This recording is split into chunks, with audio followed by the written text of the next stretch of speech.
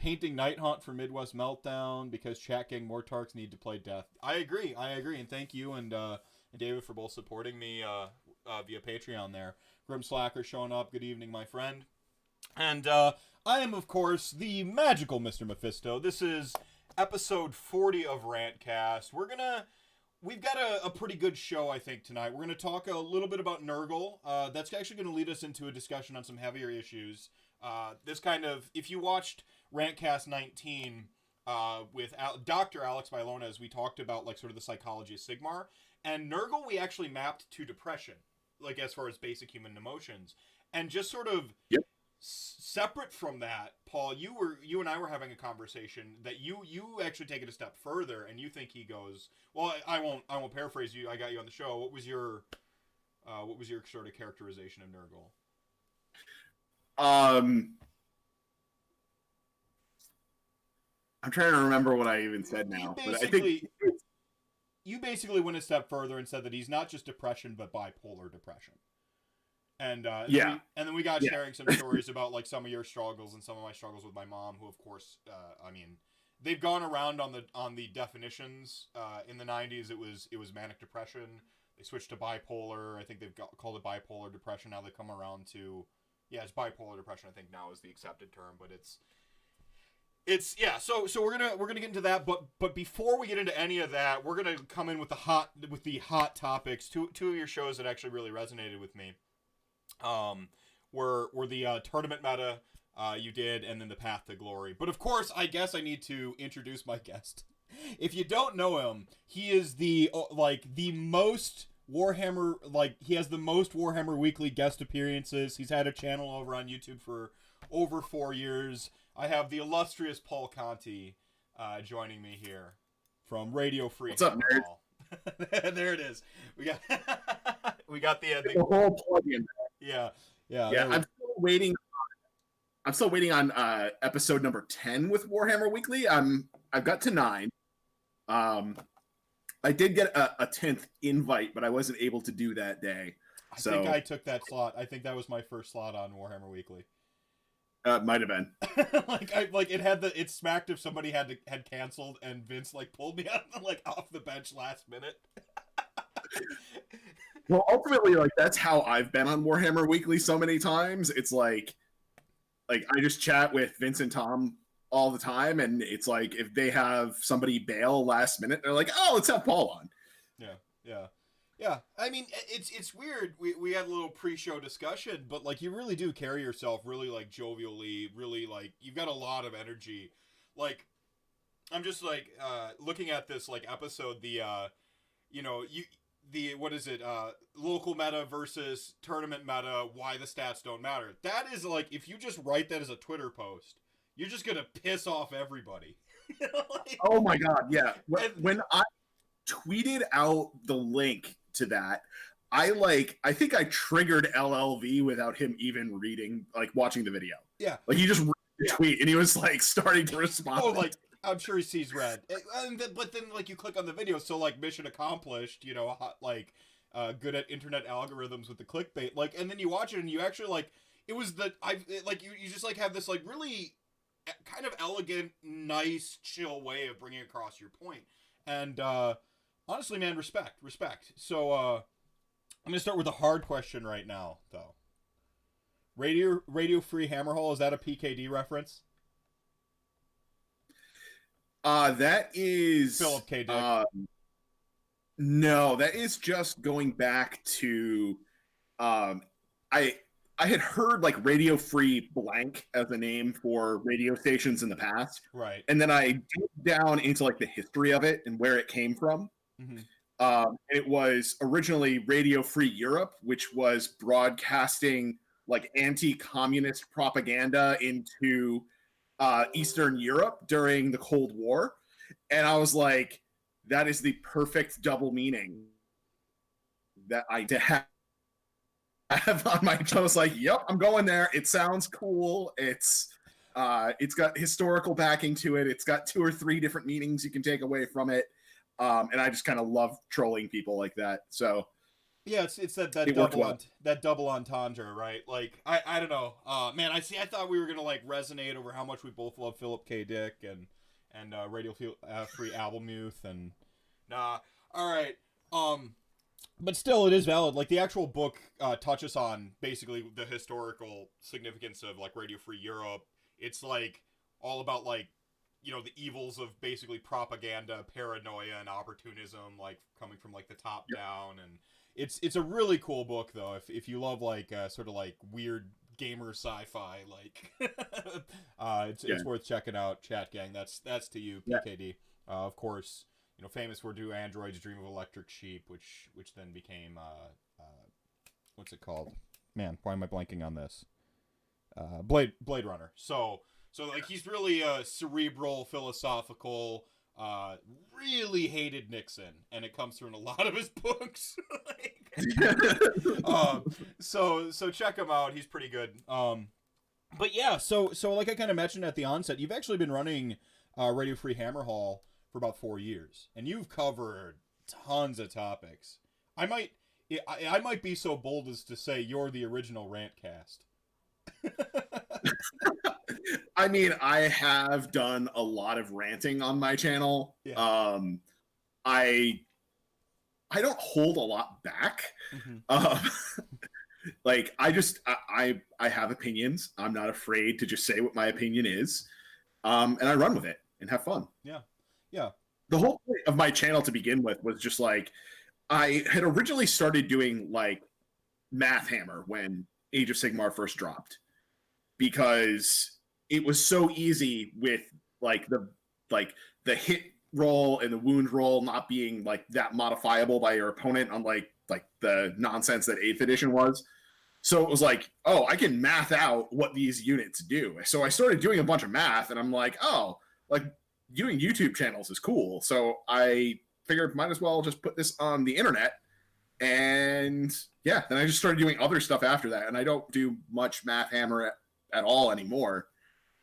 Feel like I've kind of like beaten that to death. Yeah. But well, like I'd actually say it's like a raid boss that you've conquered, and like you don't need to grind it anymore. Like the Math Hammer, I mean, everyone's doing Math Hammer now. There's websites for it, but originally you were just kind of like I was clicking back through some of your videos getting ready for this, and I'm like this guy is like wow. Was that like pre the websites, like what is it, Drew Chi Net? Like you were just doing that on your own? Where's that like passion for actually doing the gross math come from? I just like math. Wow. Yeah, like I'm an accountant, so that's like I manipulate numbers all the time. I just love like analyzing stuff, picking it apart, seeing what ticks. But one of the big reasons that I really haven't gone that far into it recently is that their algorithm for coming up with the points for units now is actually pretty good. So doing Math Hammer is like you're getting like these marginal differences between units if you're doing like comparisons between things. So, it used to be like one of the videos I did was like the Stormcast Paladins, the Retributors, the what are they, Decimators and Protectors? Yeah, the Paladins, whatever they. I was just joking with Tyler Emerson that I could never remember which is which. It's just all gibberish. Yeah. So like I did a video a while ago, like comparing those to see like which ones were better, like for their points. And it was like Retributors were like off the scale, like better value for their points than the other ones. And like that doesn't happen much anymore in Age of Sigmar. Like they've really gotten much better at putting appropriate point costs on units. Yeah. So like doing a hammer like that, it's just like it's not worth your time.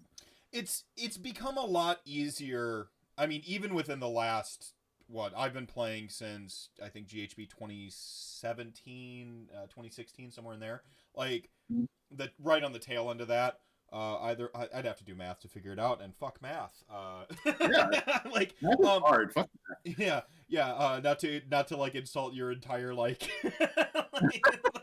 career field and stuff. I do the math so you don't have to. Exactly. No, it's even within my like sort of relatively short career with AOS. I mean, you could look at the last like year or two and go, they've gotten better at kind of mathing it out, figuring it out. The way I see it a lot, though, is actually points.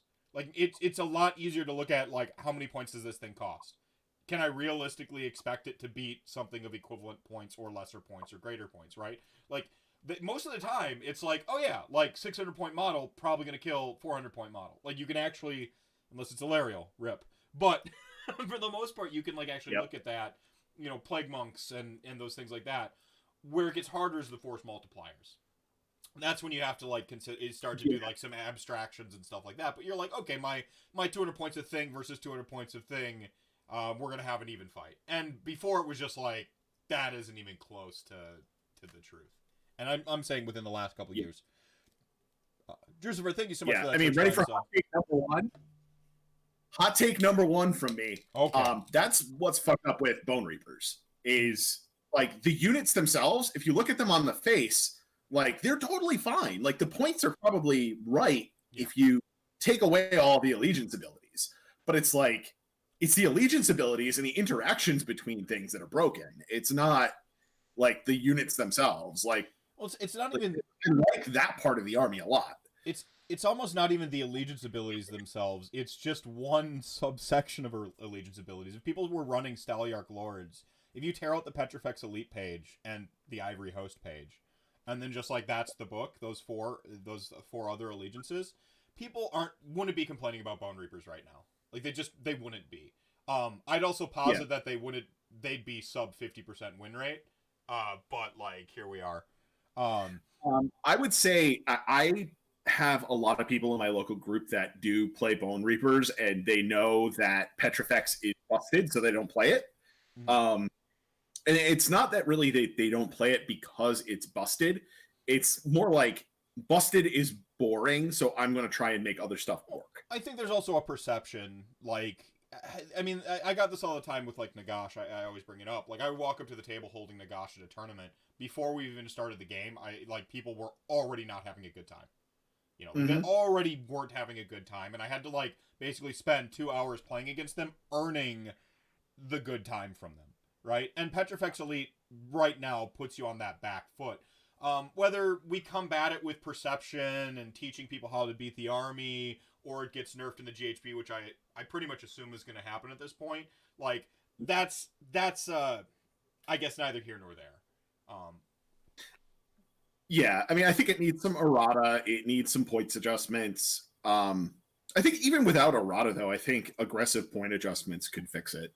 But the problem with point adjustments, if I can counterpoint you here, the problem with points adjustments is, like, Mortek Guard aren't a problem in Staliarch Lords. More like the things that are costed, they're not a problem when you go into Ivory Host. They're not a problem in Nulmeria. They're not a problem in Staliarch Lords. So, like, you're hitting the points. The problem is Petrifex Elite. Right. So, like, it has to, like, I'd posit that they could afford to bring Morghast and Stalkers and things like that don't get played down in points. And you'd see the lists open up a little bit because, you know, Mortek Guard they're just so efficient. Plus, you've got 2 battle line options. Your battle line costs 130 points for 10 of them. You're kind of sinking a lot of costs into them. You have to. So right. So leave OBR alone, G-Dead says. I like, they're gonna nerf them, and then in 1 year from that nerf, I'm gonna tell people I told you so when they just drop off the face of the earth. Yeah, I hope they don't hit it too hard like they did with KO and Tzeentch back in the day. Like, I'd love to see this army still around and still be good. I just don't want it to be like S tier good. Like, let's just have it be normal good. Yeah. And all of the other, I don't know what they're called, hosts or whatever, like, all the other ones are fine. They're called legions. Ivory Host is not fine, by the way. Ivory Host is, for as good as Petrifex Elite is, Ivory Host is that trash. I've never played against that one. Yeah, I've played against Mortis Praetorians. I've played against Crematorians, which, by the way, Crematorians are really interesting to play against. They're fun. I think that's the fun list. I call it the sports vote list. If you play Crematorians, you're like, it's just everything is dying all the time, and like, so you're having a blast and your opponent's having a blast because, like, your skeletons are blowing up and their stuff's blowing up, And like, Yeah.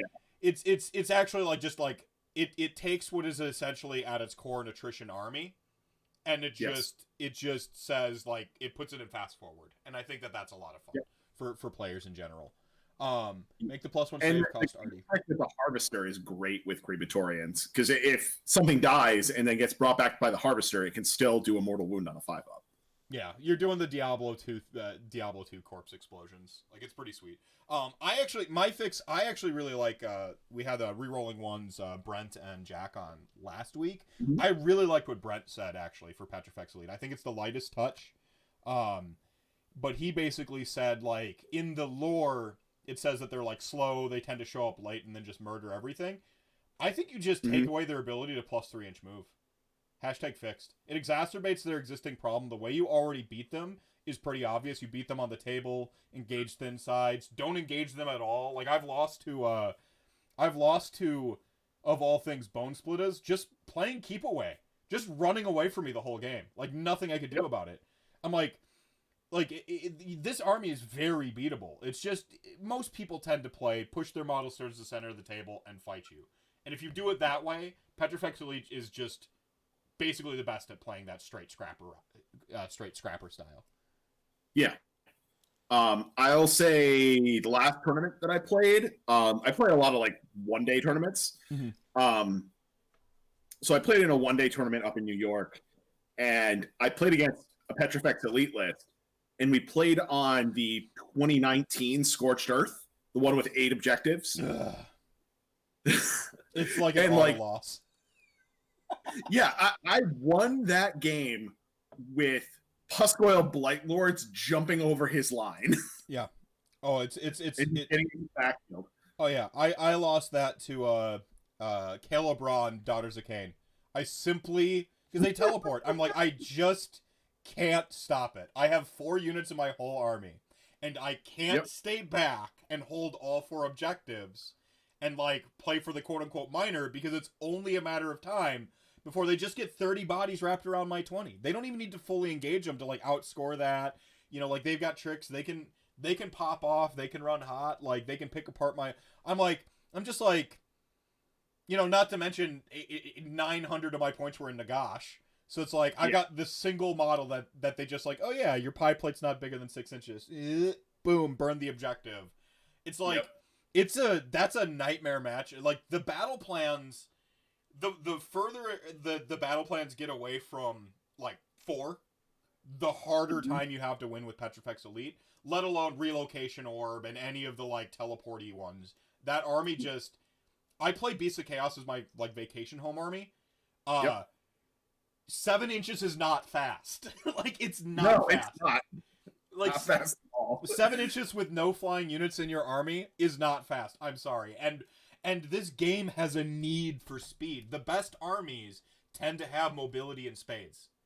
You know, Daughters of Cain running charging, plus, you know, some shenanigans. Like, you know, it's just... It's... I don't know. Like I said, I don't think Petrifex Elite is the problem the internet would have you believe it is. I do think it is a problem, if that makes sense. Yeah. Like, I'm willing to concede that I probably shouldn't have Rend on the most defensive unit in the game, because you shouldn't be the punchiest thing and the most defensive thing. That's just inherently seems flawed from a design standpoint. But I think there's ways to beat it if we stop complaining about it basically ad nauseum, and like we start just answering the problem. And I mean, it was a good thing for me for Ossiarch Bone Reapers to come out. So like, I'm very close to the issue. I understand it. Like that, it's hard to get a purely objective stance for me, but like, I also play the army, and I'm just like sitting there, I'm like, I know how I beat this with my Beast of Chaos. And Joel McGrath, for instance, hasn't lost to Petrifex Elite at a tournament with his Beast of Chaos, and that's supposed to be the 40% win rate garbage army. It's like, the minute you stop, go, okay, Petrifex Elite is busted, cool, awesome, now just put a little pin in that, and now how do you deal with it? And once you get to that next tier, you start to like see some vulnerabilities, and I think it's pretty... Yeah. I think what's really dangerous with Petrifex Elite is that when you put it in the hands of a good player, it is outrageously good. If there's a lot of players that are, let's just say, not as experienced, not as skilled, that will run Petrifex Elite. Maybe they like the army and it's just the good thing to do. Those players are very beatable. Like, it's not just this unbeatable army. Mm-hmm. It has definite weaknesses if you can outplay your opponent. Mm-hmm. Well, and with Petrifex Elite, like, skill, I think like there's a noticeable higher skill floor, lower skill ceiling, and I really think that that's what I'm saying specifically Petrifex Elite on this one, because I think Staliarch Lords and Mortis Praetorians with some particular list builds open up some additional ceiling to the list, but they certainly drop that floor out. Like that floor gets much lower.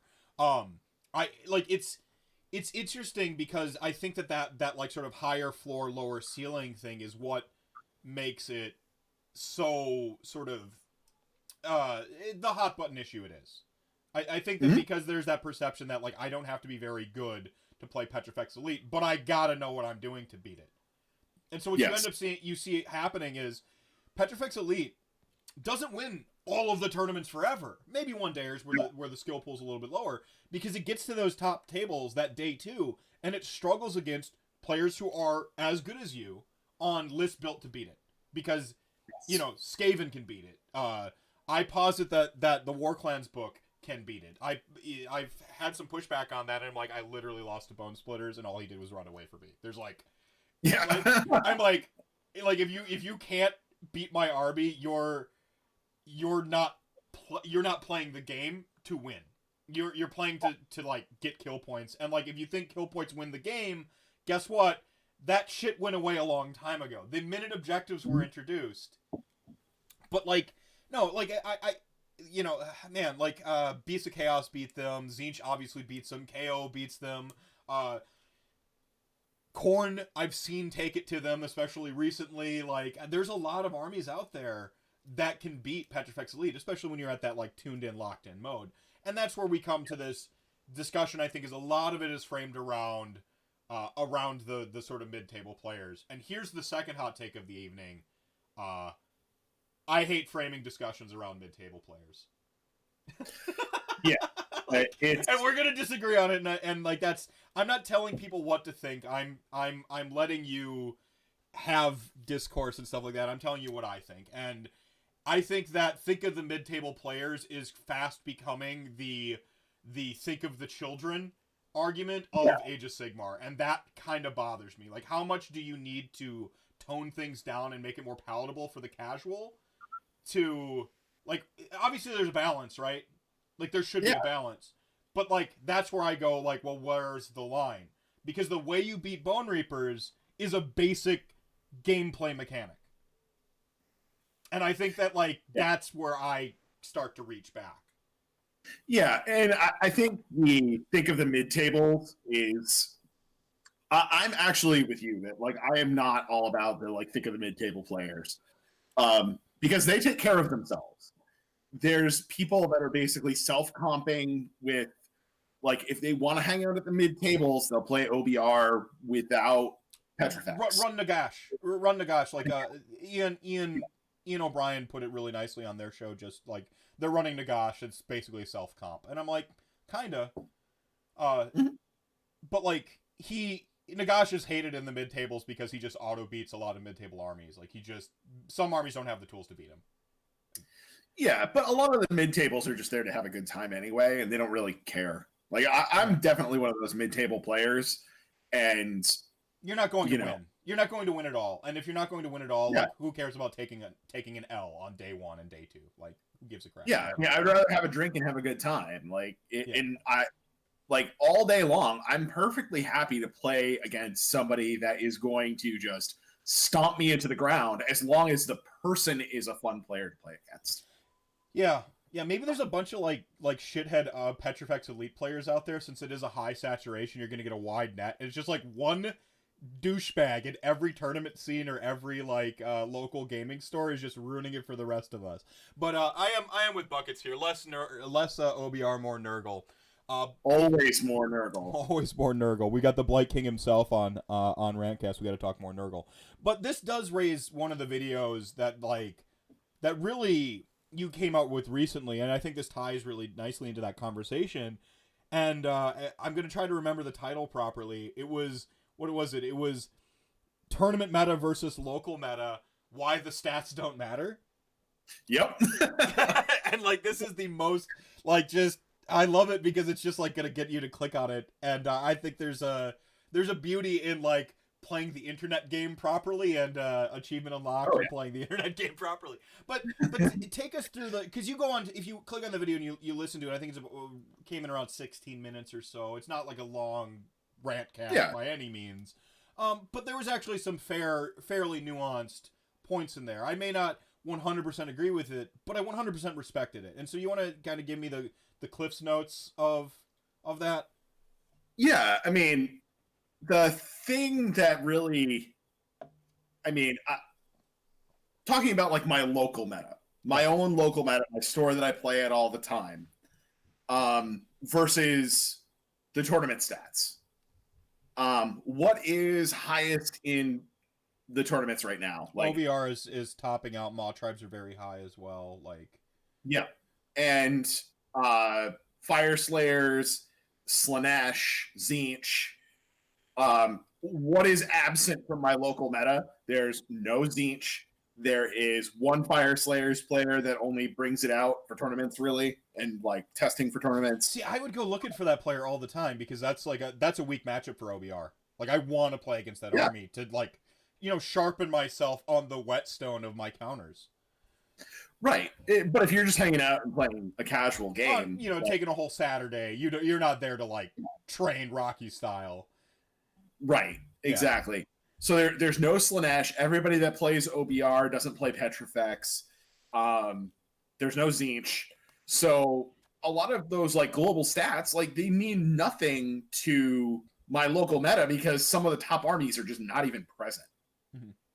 And so, like, I think the important thing is for a lot of people, unless you're going to a GT and you're gunning for top tables, you got to focus on what is actually going on with you locally. Mm-hmm. Like, what are the lists that you're actually going to run into? I see a lot of like Iron Jaws, for example. There's a bunch of Iron Jaws. Yeah, orcs are just a mainstay of the community. They're just, orc players are orc players, and they're everywhere. Like, they're pretty ubiquitous. Yeah, orcs, and ogres. There's actually several OBR, but they just don't play Petrifex, so it's a completely different game. So I guess like the real point that I was trying to make is, like, if you're not going to a GT and you're not going to, even if you're going to a GT and not gunning for the top tables, mm-hmm. then like why are you obsessing over these stats about like what the top lists are? Mm-hmm. Because if you're like a mid-table player, you're just going to get stomped by those players anyway. Yeah, they could be on Beast of Chaos and crush you anyway.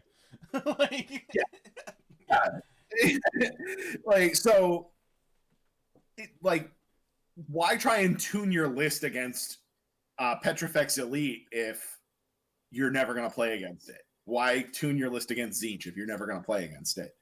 And even if you are, like, your odds of winning, even if you prep for it, are very low.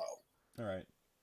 My simplest counterpoint for it, and I do love what you're saying. I think 80%, as a conservative estimate, of the players in this game aren't trying to win it all at a tournament all the time. Like, there's not. I just don't think that our game is the most tuned for competitive play, and therefore I don't think it attracts the most competitive mindseted players. Now, that being said, I do think everyone has like some thread of competition in them, and that's where kind of my counterpoint comes in. And I think people still have that like well, what if scenario that plays out in their head. And what I love about what you're saying is that you're basically saying, hey, think about how you play this game. And I think that is the most important point you could ever make in Age of Sigmar is how do you play this game, because it is a very robust game. It is a very social game. You control so much of that. Like, and now where I kind of diverge is like, I really think more information is preferable to less information in all things. That's just my brain. So like, I want to know the stats personally. I take the stats sometimes as a challenge. I look at them and I go, oh, 80% win rate? We'll see. Like, I'm coming for you. I'm going to headhunt that 80% thing. Because that's how I want to play the game, is I'm always testing myself. And I enjoy that. That's what I get out of it. But, again, how do you play it? I think that's basically the most important. Yeah, and for me, on the flip side, too, is, like, I love Nurgle. Nurgle's win rate, last time I checked, was, like, 43%. That's going to be on an upside now. So it creates, like, this different sub-game of, like, how much can I beat the competitive averages of this army? Yeah. Like, how good of stats can I personally put on the board? Everyone loves an underdog. Everyone loves an underdog. Yeah. And right now, in the meta, Nurgle's an underdog. I think that's very gradually changing. We'll get to that shortly, but yeah, they're right now, like, you show up with Nurgle, even in the last, like, 6 months, you show up with Nurgle, people are, like, throwing you high fives. Oh, sweet Blight King, you know, like, oh, really awesome. Yep. I think, for instance, Puscoil Blightlords, I think are some of the coolest fucking models in the whole game. And they're fantastic. The more I see of them, the happier I am. You know, like, I just, like, every time I see them on the table, I saw someone, like, convert, like, the Blightlords, and it wasn't, like, minor conversions, it was, like, a major conversion where I didn't even recognize it. I was just, like, I got sad. I was, like, I'm like, that's how I knew I liked the model too much, because I'm, like, I was sad to see a good conversion. Like, I'm just, like, like, like, he was using Tyranid bits and stuff, like, it was really cool conversion, but I'm, like, this is not... You know, you've forgotten the face of your father. This is not what I signed up to see. Right. I did convert 2 of mine. I converted my Lord of Afflictions, and I converted 1 of my Puscoil Blightlords. But it was just on the Puscoil, it was using an alternate body. It was one of the other torsos from the God, what kit is that? The shitty monster that nobody plays. The dude that rides the slug, right? Yeah, one of the Bloab Rot Spawn is one of them of that kit. But like, I took one of the torsos from the other 2 and, like, stuck him on a Puscoil Blightlord. Yeah.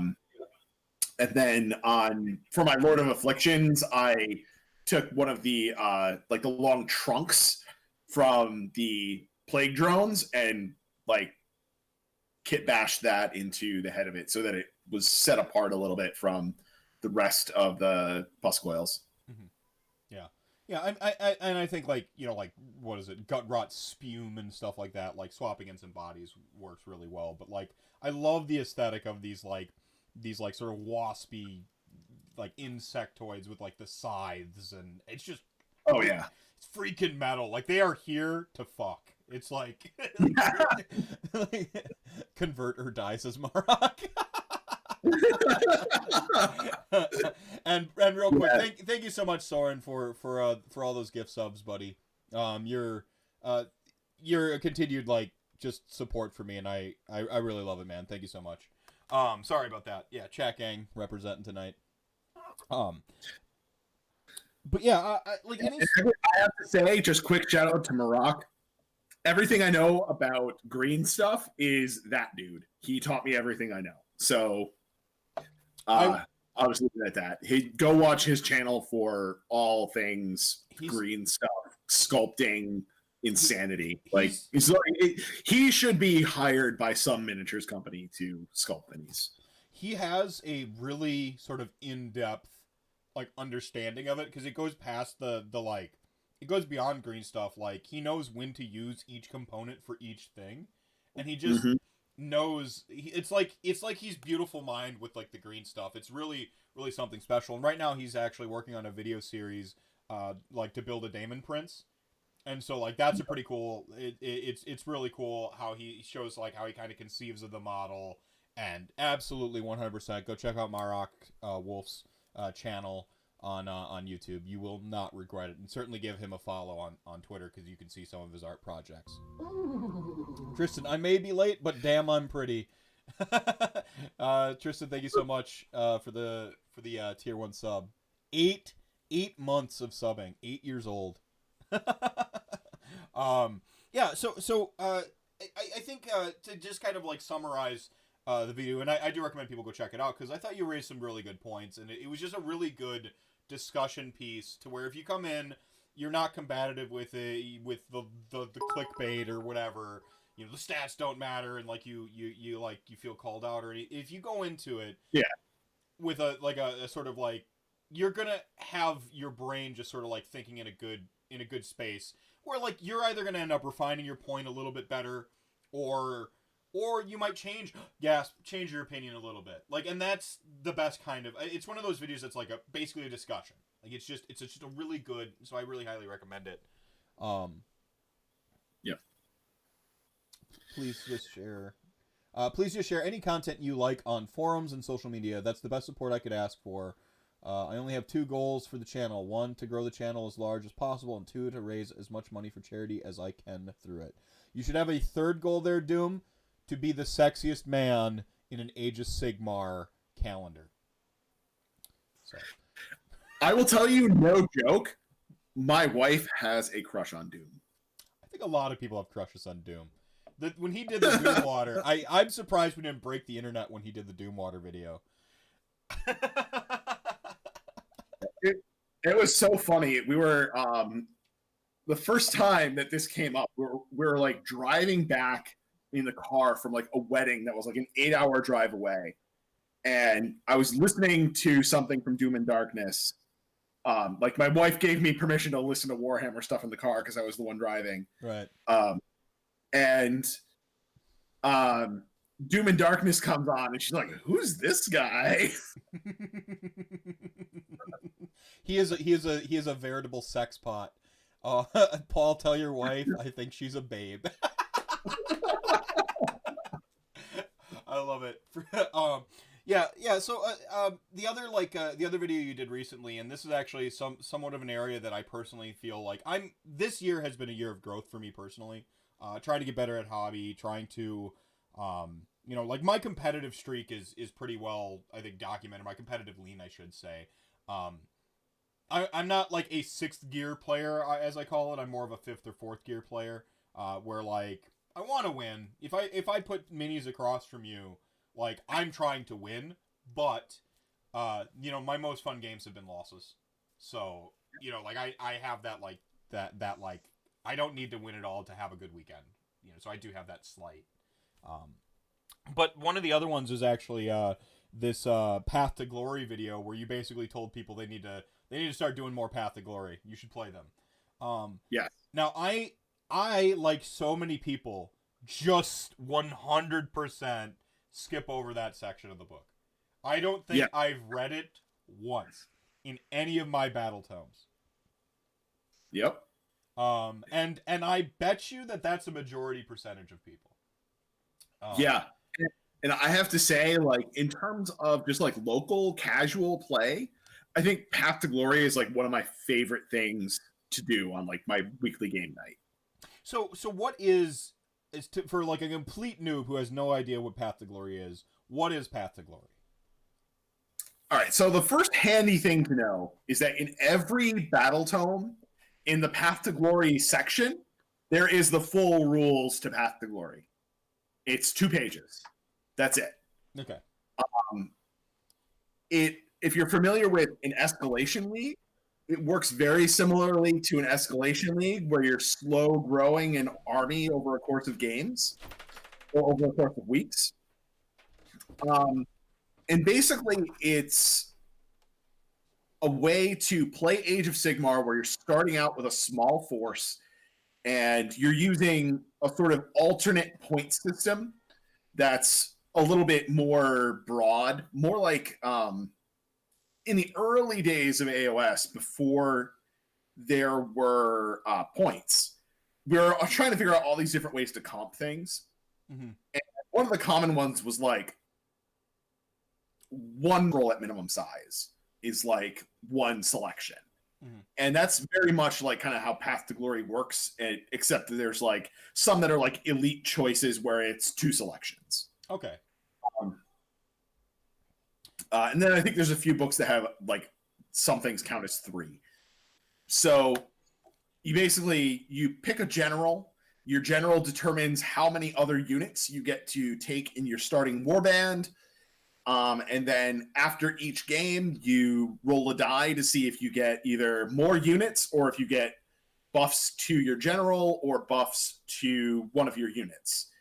And you roll a die if you win for like D3 glory, which you can spend on getting better units or for rerolls on other tables.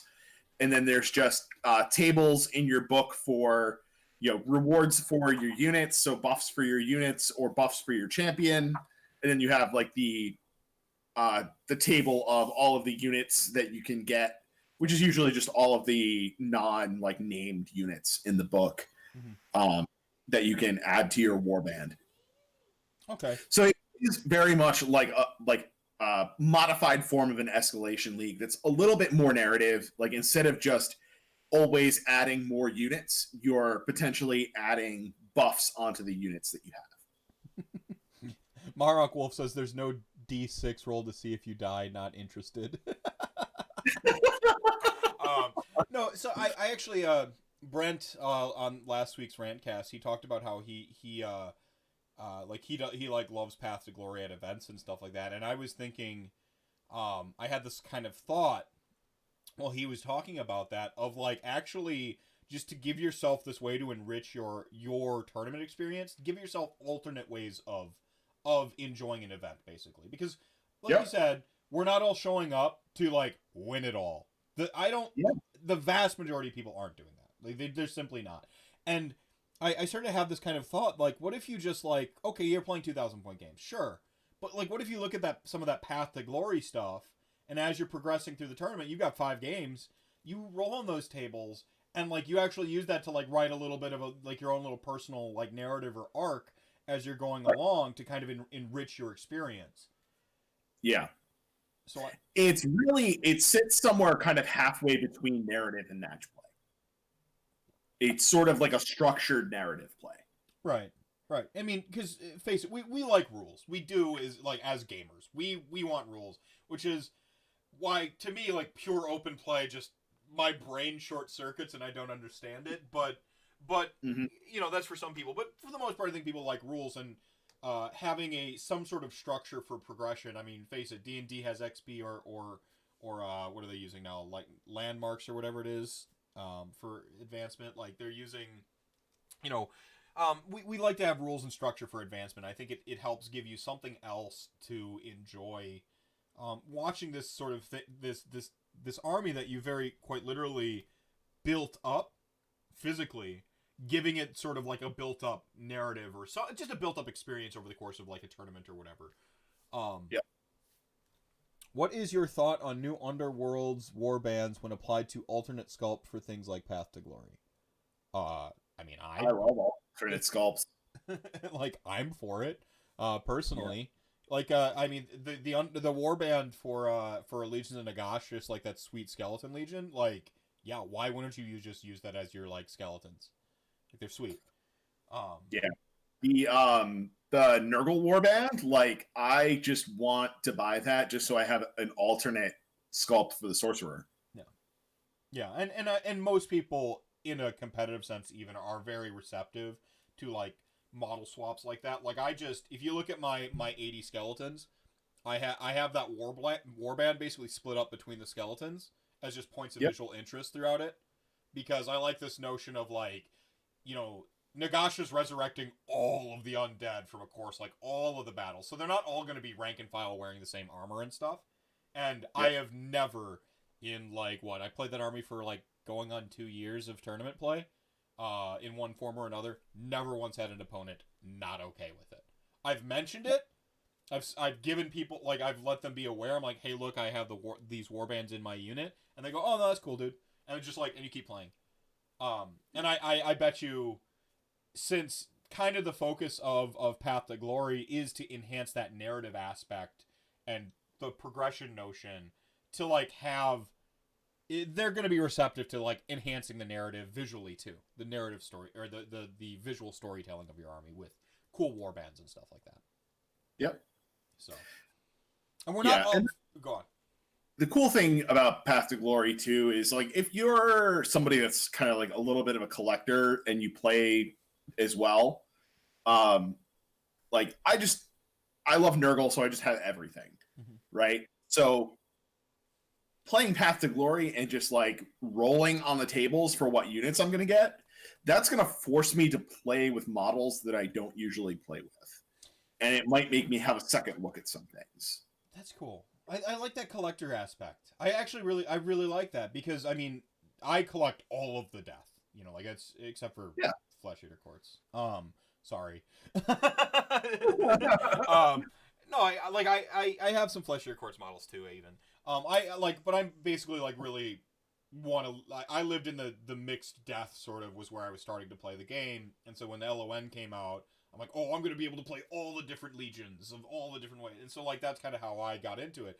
I have a lot of models just primed but not assembled, and or I'm sorry, primed but not painted, and I have some models like still on the sprue, and just probably 2,000 points worth of like just stuff I never play with or don't even finish, but with like a Path to Glory going, okay, next week I gotta have these 10 guys together. Like that incentivizes me to like really stretch out my legs and enjoy the rest of my collection. Yeah, exactly. And Path to Glory also just creates like these awesome game experiences. Because there's a certain randomness to it, right? Like you're not always adding units. You're sometimes just getting buffs to your units or buffs to your general. And I think the best story that I have from Path to Glory is one of the guys in, I think the last Path to Glory that I played, he was playing Iron Jaws. And he started with a Maw Crusher and one unit of pigs. That was his warband. And over again, after every game, he just rolled either buffs to his pigs or buffs to his general, like over and over again. And even though like he would have an opponent sitting across from him that had like 2 or 3 times as many points on the board, but all of those buffs on that Maw Crusher just made it like this impossible to kill wrecking ball that just went through your entire army and you could do nothing about it. And it was just like the games were hilarious. I was like, I'm sitting here with 3 times as many points on the board as you are, and I am losing this game to one model. No, I mean that's if you're on that other side of the table, it's exactly what you wanted to do, right? And so you can't even like hate. Oh yeah. That's fantastic. Yeah, you can't even get mad at that. Like it's just you're just laughing your way through the entire game because it's so absurd at that point. Oh man, see, I love that too. I enjoy that in just regular competitive play. Like I like seeing someone's cool combo, or like right now I haven't played the new Zinch yet. The stats tell me I lose to it with even my Bone Daddies, and I'm just like, bring it on. Let's I want to play Zinch. You know, Andrew Yell's RL friend of mine, hobby legend at this point. I haven't played his Zinch yet. I'm like, dude, we need to like get in a game because I want to see this on the table. I want to play against it, and like I can just imagine that mentality that I have, and then porting it over to this Path to Glory where it's like every game is kind of something I haven't seen, right? Yeah. And like weird shit happens in Path to Glory. Like it's just what it's built around. It just makes weird things happen. Mm-hmm. Yeah, that's awesome. That's awesome. So I think you made me a believer in Path to Glory. How do you structure this in like sort of a, like we said, like at the onset, most people probably play just at the local meta scene. Yep. How do you structure that in a local? Do you play like a Path to Glory a week and you progress? Do you do it like a slow? we'll do like a league basically. We'll set it over maybe like 6 weeks, and we'll have like a TO running it that kind of like DMs the whole thing. Each week we'll have like one scenario that everybody is playing. And usually the scenario is some combination of the scenarios out of the GHB, the stuff out of the Total War cards, or no, I'm sorry, not Total War, Open War cards, and maybe even some of the cards out of Warcry, just to make up like kind of fresh, interesting scenarios. And then we just go, each week you just try and get in as many games as you can. And the new one coming up, we're not doing it based on your win-loss or your amount of glory that you collect throughout it. Mm-hmm. You're going to have a secondary win condition in each game, and that secondary is what is going to count towards who actually wins the league. Okay. So then win-loss, it's who gets all their secondaries. So you're building a narrative win condition essentially. Yes, exactly.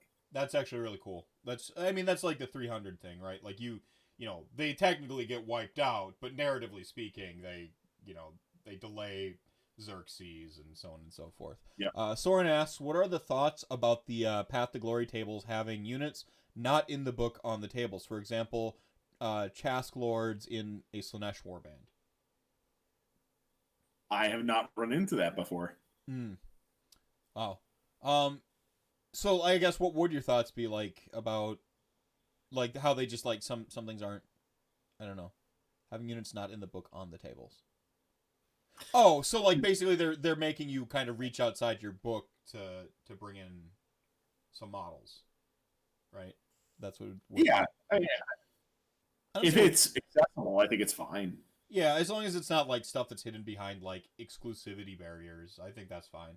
Like an opportunity to stretch your hobby wing some, and if you're into, I think if you're all about the Path to Glory play style,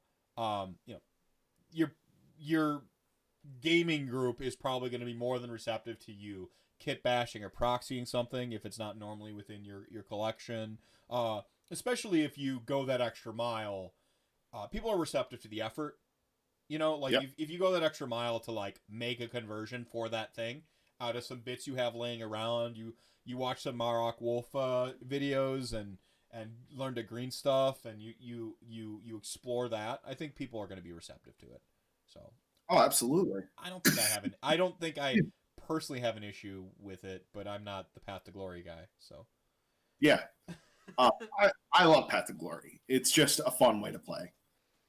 Especially if you have a group of people that you play with regularly, like you're getting together for like a weekly game.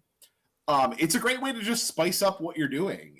It gets you out of that like regular 2,000 point match play grind, especially if you have a smaller group that you're always playing like the same lists against each other. It just forces people into playing something different. This seems like I think this is really a local scene sort of, a very like local scene, like just a good thing. I think it's just a great good thing. I'm probably gonna try a little bit. I'm probably gonna try it out a little bit, like on probably a more of a delayed period because my personal friends live scattered around the map. But if we get together for a weekend, play Path to Glory, and we hang on to that narrative for the next time, and then I get to see something really robust and interesting building over time. Yeah, and it's great, especially when you have, your person running it that's acting more like a DM than, just a TO. Yeah, so like a dungeon master kind of setting the stage, giving you a little like narrative or fluff, giving you that extra something that takes the board game beyond that takes the game beyond a board game and into an experience. Yeah, exactly, and it's just fun. So like that's all I say. It's just a fun way to play. So you mentioned like you basically have all of the Nurgle, and this is a great way for you to play your Nurgle.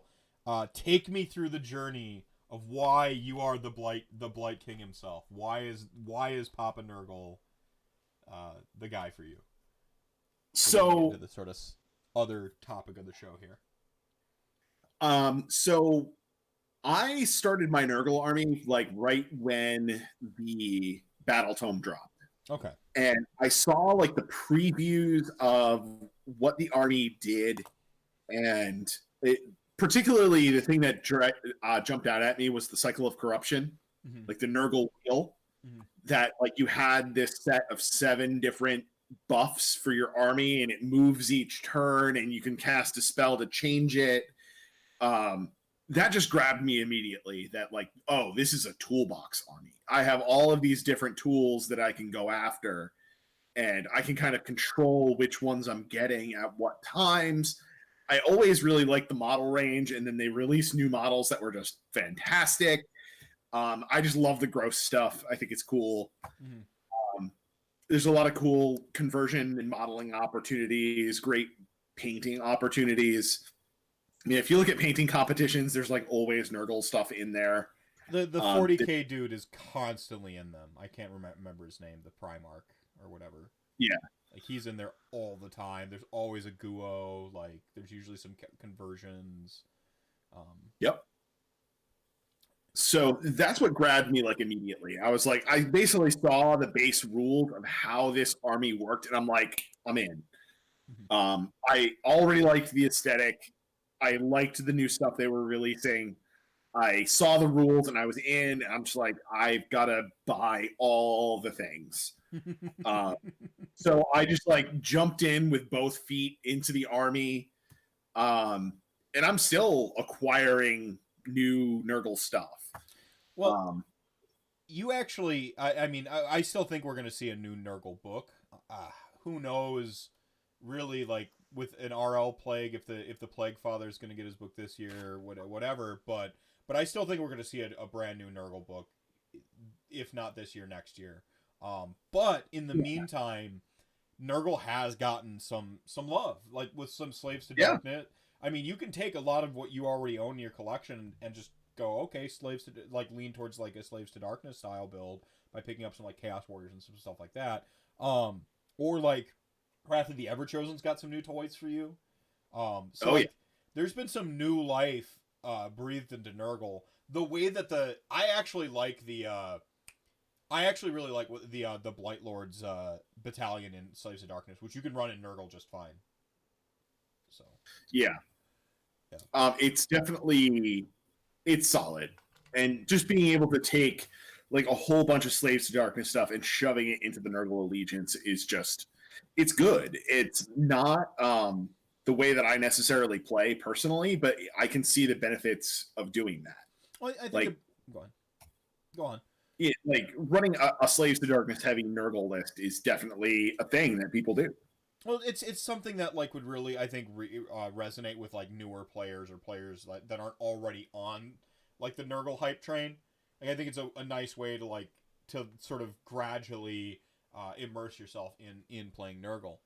Ask Paul when he is going to get into Free Guild. Stop being an anti-vax and spreading pestilence. So I still have my Free Guild army. It's like, that's still my first love in Warhammer. I started with playing the Empire in 8th edition, and that became Free Guild, and then it became Cities of Sigmar. Now I know why I had these like little moments of disagreement with you kind of throughout like this. I'm like, I get this guy, I respect him, I love a lot of what he's saying.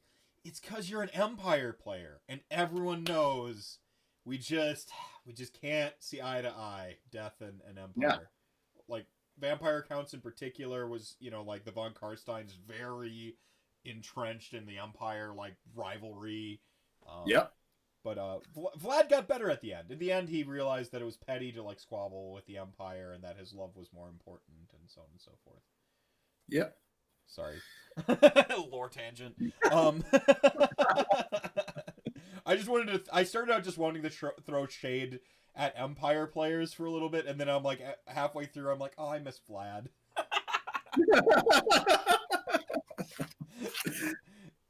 Hey, like, if this is someone's, when you're making content, you have to remind yourself every episode you do is somebody's first episode. I don't want someone Yeah. listening to this thinking I like Manfred. So I had to bring up Vlad. So like Because it's all Manfred's fault. What a loser. And now you get to throw shade at Empire players and Manfred, which is basically just double heat at coach. Because he's a Manfred sympathizer.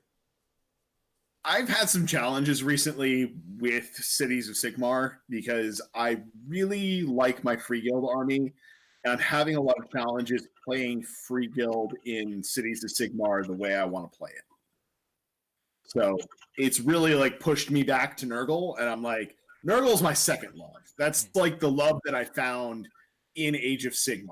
You know, like the Empire was my first love, and then the world changed, and now I love Nurgle. Well, it's kind of like you have your high school sweetheart, but like now you have mature and proper love of an adult with Nurgle. Mm-hmm. Yeah, you got your first love. You always remember your first love, but then that's usually not who you marry. Right. AOS coach, I turned on my audio for 2 minutes and you shit talk me. Screw you, buddy. Love you, coach. Love you. Yeah, big hearts. The heart squig emoji. No, I actually this is actually like Haywo's original take, but like he won me over to it after we had some discussion, which is I think Nurgle is one of the best armies for new players to get into. That I think you said it's a toolbox, and I'm like, check. I think it's really important that when you play an army, you're exposed to the other mechanics of the game. You know, like if you go in on a pure shooting army and all it does is shoot, you're gonna have a gap in the information you acquire learning the game. You know, you know, if you play a pure anvils or pure hammer or pure pure summoning, yada yada, you're gonna have gaps. Nurgle kind of does just about everything, but it does it in these very specific ways. And even within the same list, you can kind of begin to tailor your mechanics one way or another. I think it's important that you play with allegiance abilities in the game. An army that doesn't have any allegiance abilities, again, you're getting a gap. So like the Wheel of Corruption, where it's kind of out of your hands, but it's something you have to pay attention to. I think that it's just a great army from a like that toolbox standpoint of learning the game, and then from a model standpoint. Honestly, every single one of the new models released for Age of Sigmar, whilst not my thing because I'm not into the gross stuff, I cannot deny is great. Great Unclean One is a fantastic model.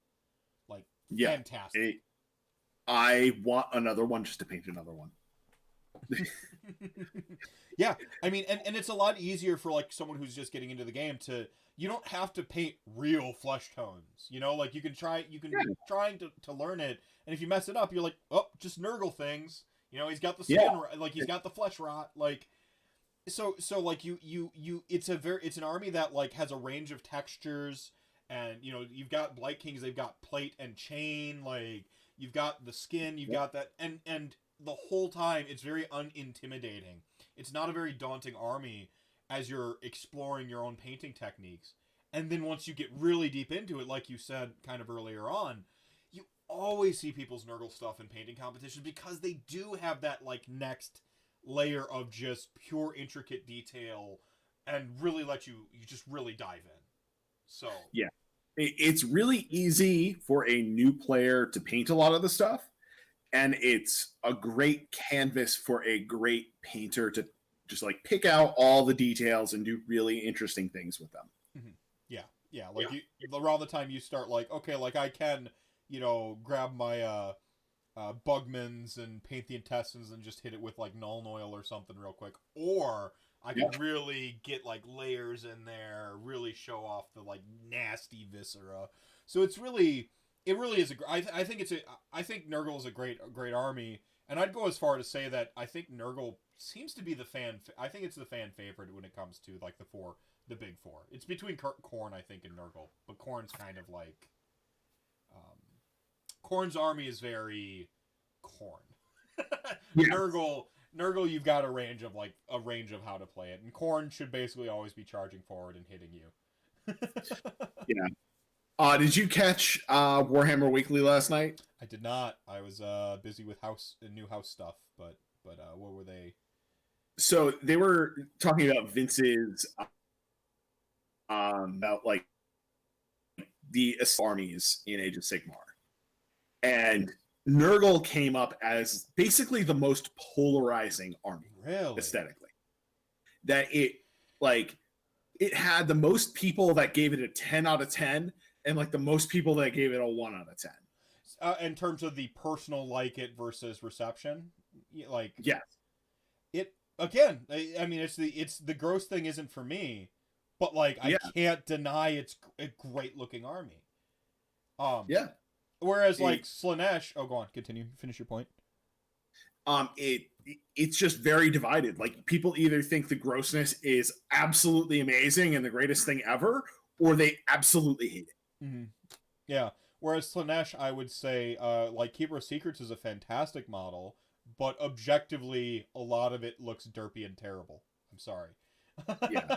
I'm sorry. The boob lamprey are just not good looking models. Sorry, Yeah. Soren. Soren unsubbed now. Soren, I hate Nurgle with an unholy passion. Slaanesh is the best. Oh, I'm sorry, man. No, I can see it being like way more polarizing, because the gross factor, right? In a similar fashion, I would expect Slaanesh to be polarizing because the cringe factor, but. Yeah, I think Slaanesh was another one that had interesting results. Like, definitely go check out that Warhammer Weekly from last night. It was really eye opening to like what people actually think of the aesthetics of armies. Mm-hmm. See, I did the polls, and for the most part, any army that was made 100% brand new for Age of Sigmar, it was on an 8 to 10 scale for me. Like, maybe I gave like a 7 to one of them, as far as like the sort of objective, I think, aesthetics, and my subjective aesthetics bounced everywhere because like I like IDK. IDK is an army I'd probably rate it an 8 or a 9. I think I rated it at an 8 or a 9. But personally, a 5. I'm very, it's very meh to me. Like, I don't care so much about the fish elves and the stuff like that. But, like, I love what they did with the army. I love the, like, fishmen. I love the poses of the thralls. I love the little fish friends. Like, the Eidolon is one of the actual coolest models. So, like, if I take Eidolon separately, it'd be 10 out of 10. But, like, then you put it back in, and, like, there's just these little things that, like, I don't like the eels, I don't like the sharks. I don't get why they went super fantastical with this stuff, and they went super realistic with this other stuff. I'm like, just go all fantasy. KO's another one of those. If you love Aetherpunk, 8, 9, 10. Easily. But personally, 5. It's not my thing. And I felt that way about a lot of stuff. Where I'm like, that's probably a success.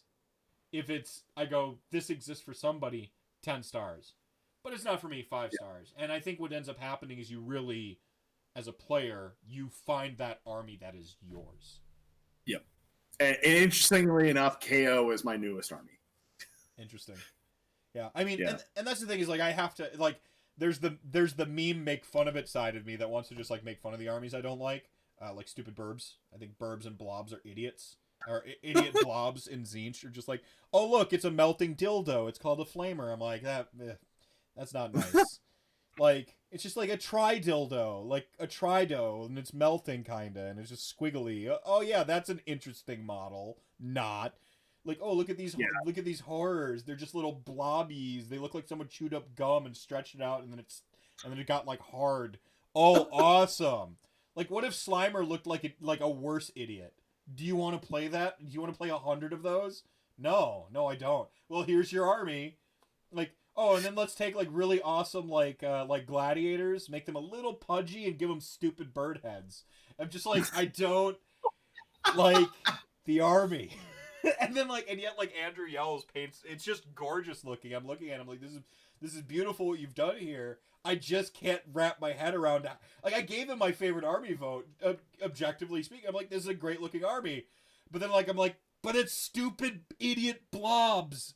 And melting dildos and stupid birds, with the exception of Lord of Change. You did an amazing paint job on a melted dildo. You did the best. The turd. Yeah, way to go. And like Lord of Change, I do think looks sweet, by the way. So don't at me about Lord of Change. Lord of Change is sweet. The named one, which has a slight variant, looks really sweet. Like those are really fucking cool. They remind me of Murgo's Wet Nurse from Bloodborne, which is just hell yeah. Murgo's Wet Nurse is cool.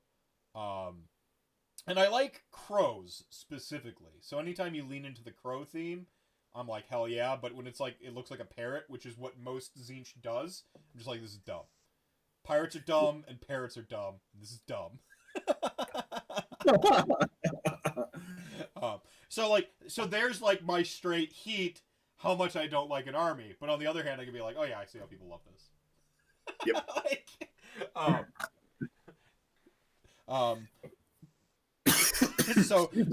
No. I promise I don't have corona.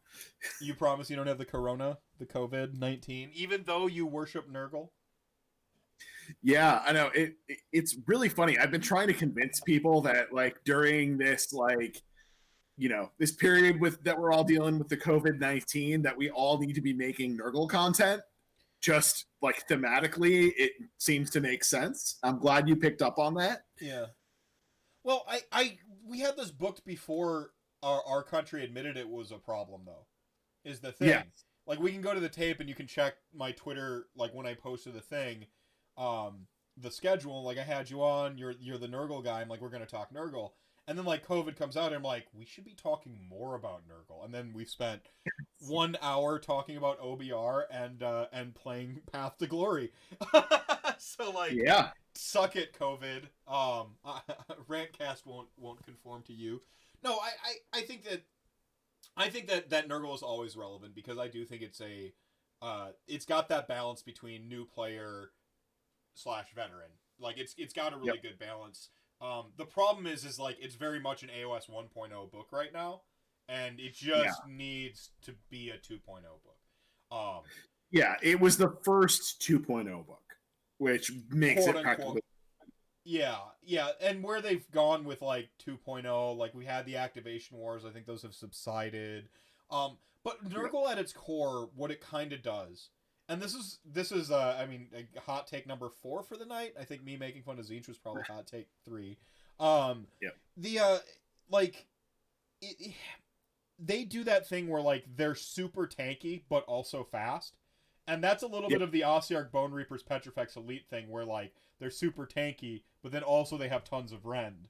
And so you're just like, like these are like two things that I could see if Nurgle gets a new book, I can see it becoming a contentious army. Right now it's not. Nurgle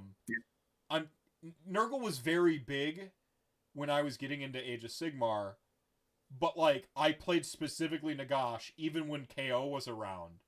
And no Nurgle player will have ever admitted that they needed their spells to be good, but they did, and Nagash just shut it down, so like I was a really hard counter, even before the 60 Grimghast Reapers happened. I was like, I just shut down the army. And we had like a slap fight at the middle of the table, but like I won because they couldn't get any of their spells off. And so it was just like a horrible games for Nurgle against me. But like that's warped my perception. I'm trying to remember, was there a point in time when people didn't like Nurgle? I don't think so.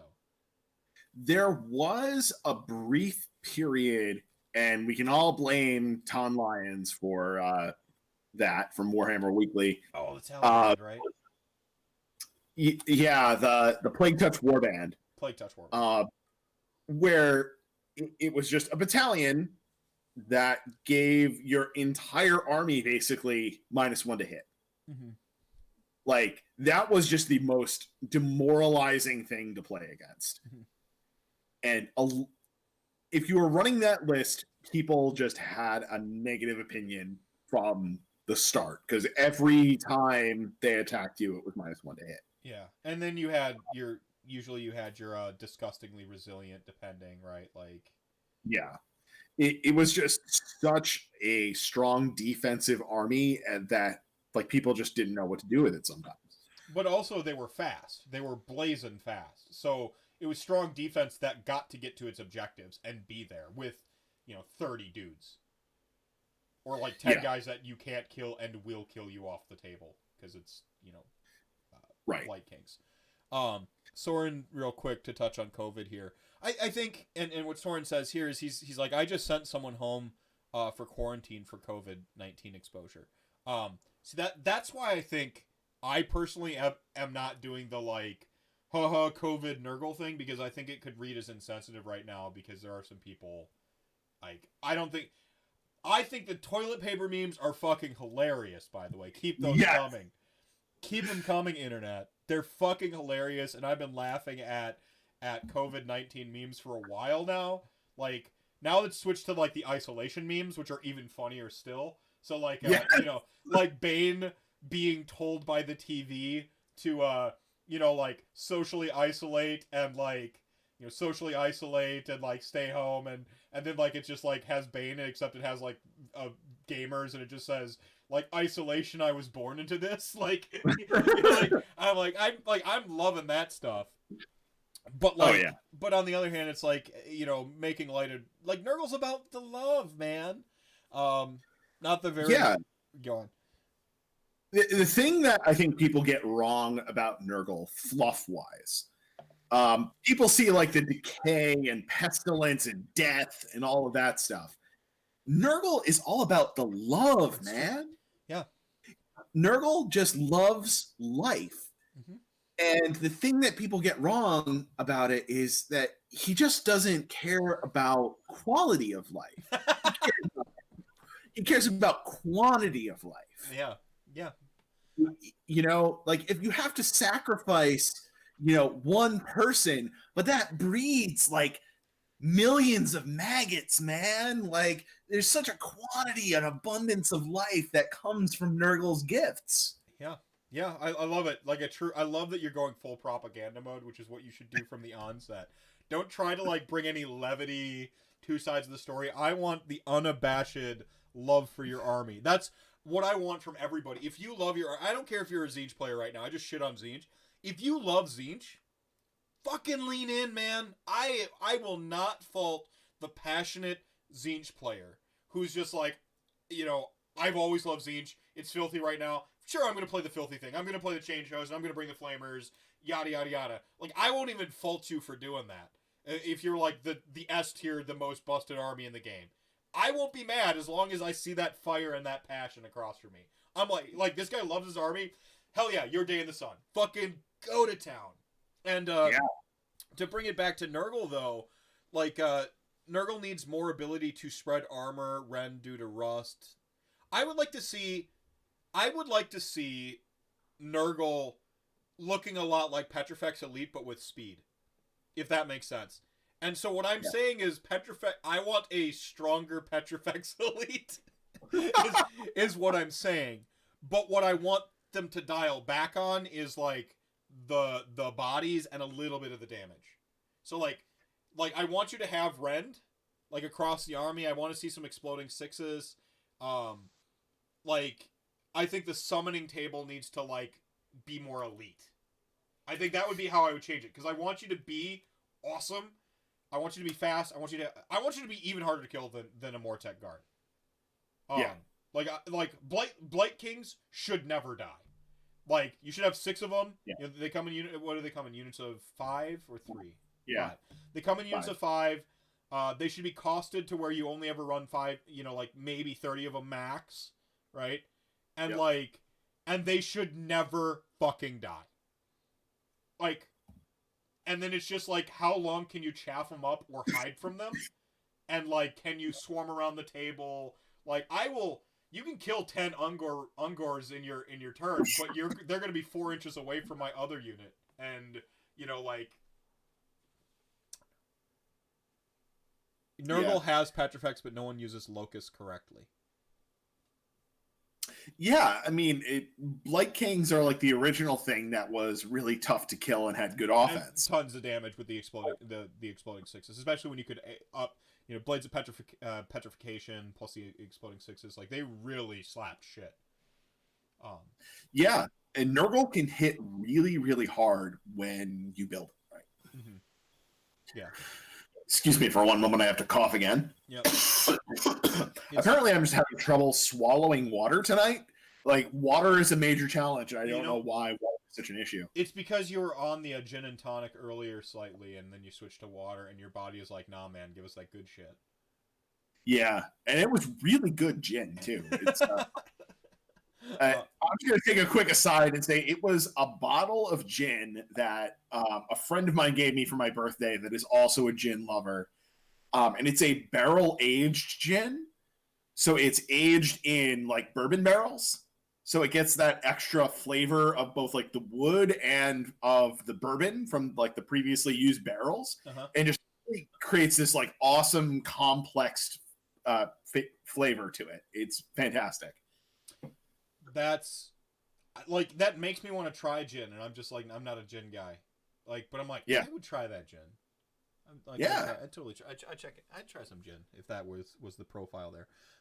Chaos Spawn says the actual problem is that the crucial components like Harbinger and Guo are stuck on those pieces instead of any army wide buff like Petrifex or Tzeentch. Yeah, and I think that if we get changes like that, I am here advocating for I want to reset this. I am actually advocating for Nurgle to be the next Petrifex elite. Like, I'm fine with that. Like, I'm gonna get a bunch of ats and they're like, he wants Petrifex elite but better. I'm like, Flare Slayers is already a thing as long as they don't fucking teleport. Like, you know, yeah. As long as they don't teleport or activate twice, like, you can have great abilities, but you get 2 great abilities. You get 2 10s. You get 2 10 out of 10s. You have durability and offense, but then you can't have mobility and shenanigans. Like if this is a sliding bar of making things broken, you know, you can't be 1 drop and be the most mobile thing in the world. And, you know, like, you got to be careful what you pair up. I'm okay with Nurgle having, like, really great damage. I want the old Blight Kings back. I want the fear. Because you kind of should. They're not Blight Lords or Blight Knights. They're Blight Kings. It's fucking 5 kings fighting you. Like, hell yeah. Like, they should be just metal. Like, just metal as fuck. Yeah, I mean, they're 4 wounds each. Like, they are practically heroes, each and every one of them. Yeah. Yeah. So, I mean, you put as long as the points are right, then hell yeah. Make them bonkers. And I think making the buffs army wide, just moving away from the Venn diagram of buffs is a very AOS 2.0 thing to me now. It feels like for a little bit they were playing around with Holy Within, and then they're like, no, this is terrible, let's stop that. And it was a better decision, because the Holy Within stuff was too restrictive for where the game went with objectives, especially GHB 2019. So many spread out objectives. Like, so you have these armies that had a bunch of Holy Within stuff, or even just, like, you know, 12-inch buffs and not enough bodies to stretch out to absorb them across the table. Like, they moved into this sort of, like, counterintuitive army build versus objectives in the game. And I think they've kind of learned the lesson with, I mean, even, like, things like mod tribes have rules where it's just like, you're either hungry or you're eating. You either have the movement buff or the bravery buff. It's like, you just have it. They've moved away from that Holy Within, and I think that's good. The Holy Within buff should be, like, amazing shit. Right? Like, yes. Because it's so restrictive. It should just be bonkers. You know, +1 to hit, that's a Holy Within thing for me. That's +1 to, or not +1 to hit, +1 attack. That makes sense for Holy Within. That's a really good steroid. Yep. But, yeah, like, I could see them maintaining their mobility, and I do think that that's going to be what people will complain about with a new Nurgle book, is like, the tanky army being highly mobile. And I think that that's almost more of a problem than the tanky army being killy. Yeah. Because combat will always take time. Will always take time in the round. You know? Right. Like, I just had a quarantini, vitamin C powder and vodka.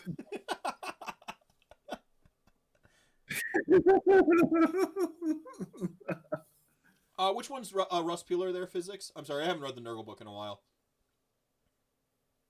Or if you know what Russ Peeler is. Are you talking about the Rust Fang? Perhaps. Yeah, the Rust Fang is an artifact that whenever they at the combat phase, they can pick one enemy unit within 3 inches and give it -1 to save for the rest of the game. Oh yeah, so like they fucking rend you, they rust your armor. That's sweet. Hell yeah. Yes. Awesome. Yeah. There's actually a lot of things in Nurgle that can debuff armor. You can take the Blight Sis Battalion that gives all of your Blight Kings rend, which is like, it can be completely ridiculous against certain armies. You have Festus the Leech Lord. He has a spell that gives units -1 to save for the rest of the game. You have the Rust Fang that gives out -1 to save for the rest of the game. And you have Favored Poxes, one of the demon spells that also gives out a -1 to save. So you can get somebody down like with a Blight Sis Battalion, you can get somebody to -4 to their save. So what you're saying is you can beat Petrifex Elite with a tailored Nurgle list. Yes, if you tailored your Nurgle list to just be all armor debuff all the time, you could just drill Petrifex Elite into the ground because they would have no saves. Reroll your 7-up save, loser. I love it. I do think right now Nurgle has gas in the tank. I think especially with some of these newer battalions that we're seeing. What reads wrong to me with current Nurgle is the cost of heroes specifically, and they address battalions as sort of last pass. Cost of heroes specifically are they're just inconsistent.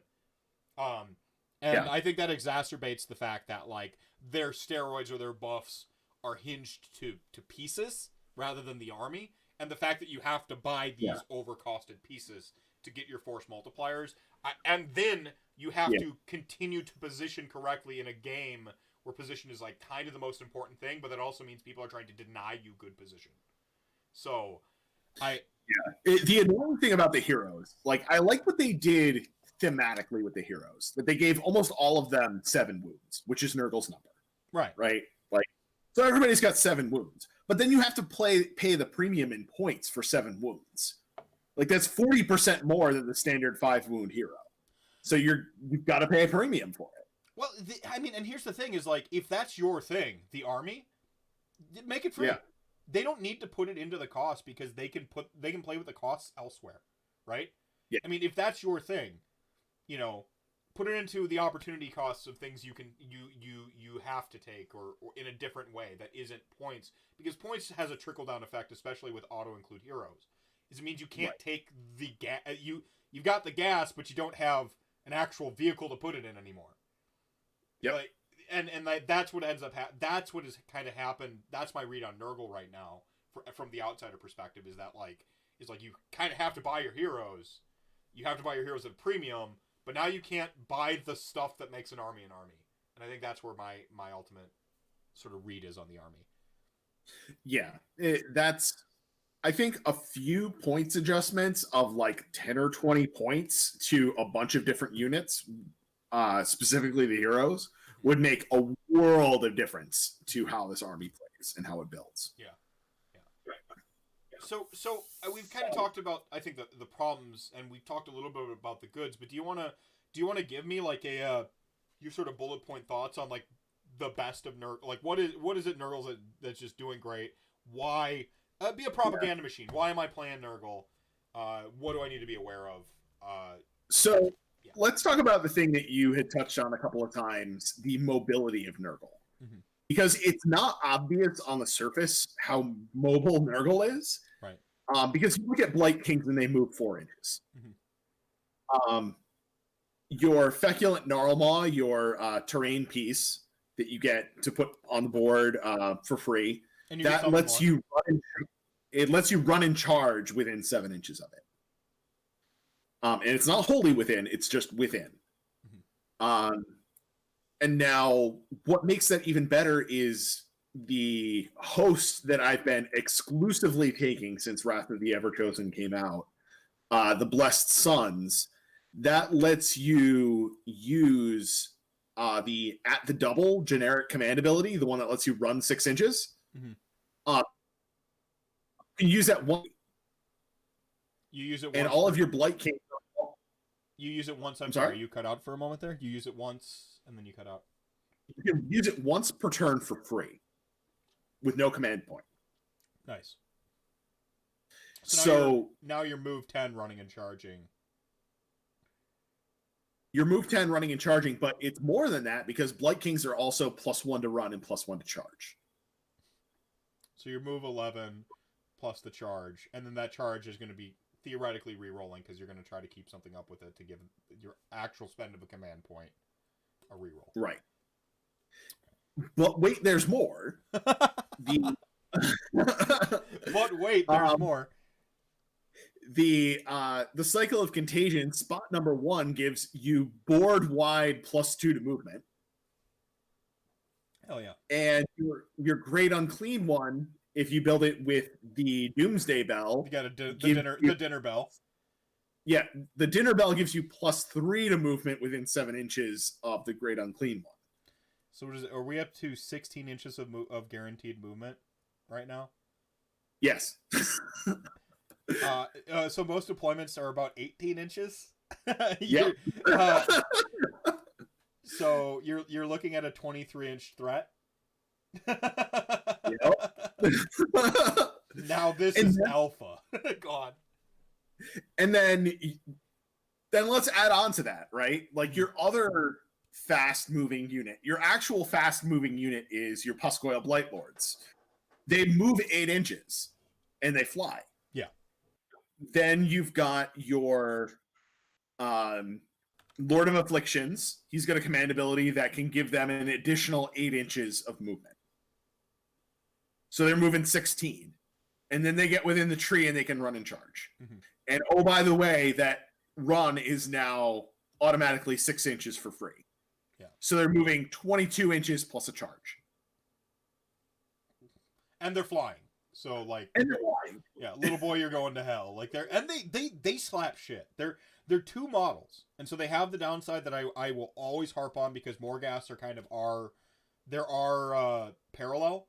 I want to see Puscoils go down another 20 points. It's aggressive, but they can afford. It's still just 2 models, and they can't be everywhere. I mean, they kind of can, but like but like it's still just 2 models. Like I want them to come down another 20 points. Because I want to justify Morghast coming down another 20 points. But no, I love. I mean, they're cool models. I think people are starting to play them again. I feel like it went like there was a year where I didn't see them on the table. But they tapped the points down a little bit, and I'm like, yes, now people are starting to bring them out again. Plus the combos that you've got that you just highlighted. Part of the missing combo, I think, really being the Wrath of the Everchosen host. Yeah. Which, by the way, next hot take, I got to call him out. Okay. Got to call it out. Okay. I think in the Wrath of the Everchosen review that they did on Warhammer Weekly, they just like buzzed over the Nurgle stuff like really fast and didn't really give it much credence. And like particularly the Blessed Sons host. And like this is the most absurd thing that makes Nurgle actually playable and like way more competitive than it ever was before. Yeah. Like getting a run of 6 for free every turn. Yeah. Which you were doing anyway all the time. Like, and the real thing that does is it frees up command points. So now you can run a Harbinger of Decay and hit that command point or that command ability every turn. So you always have that 5-up ward save on a whole bunch of Blight Kings. Yeah. I mean, that's what it says. Have +1 command point a turn. It's like I mean, who wouldn't want +1 command point a turn? To just overly simplify it. I mean, it's cool, and they're already. I think this the other half of this is that Nurgle has always been really resistant to shooting. You know, like they just like drop accidental penalties or saves against shooting on the ground as an army.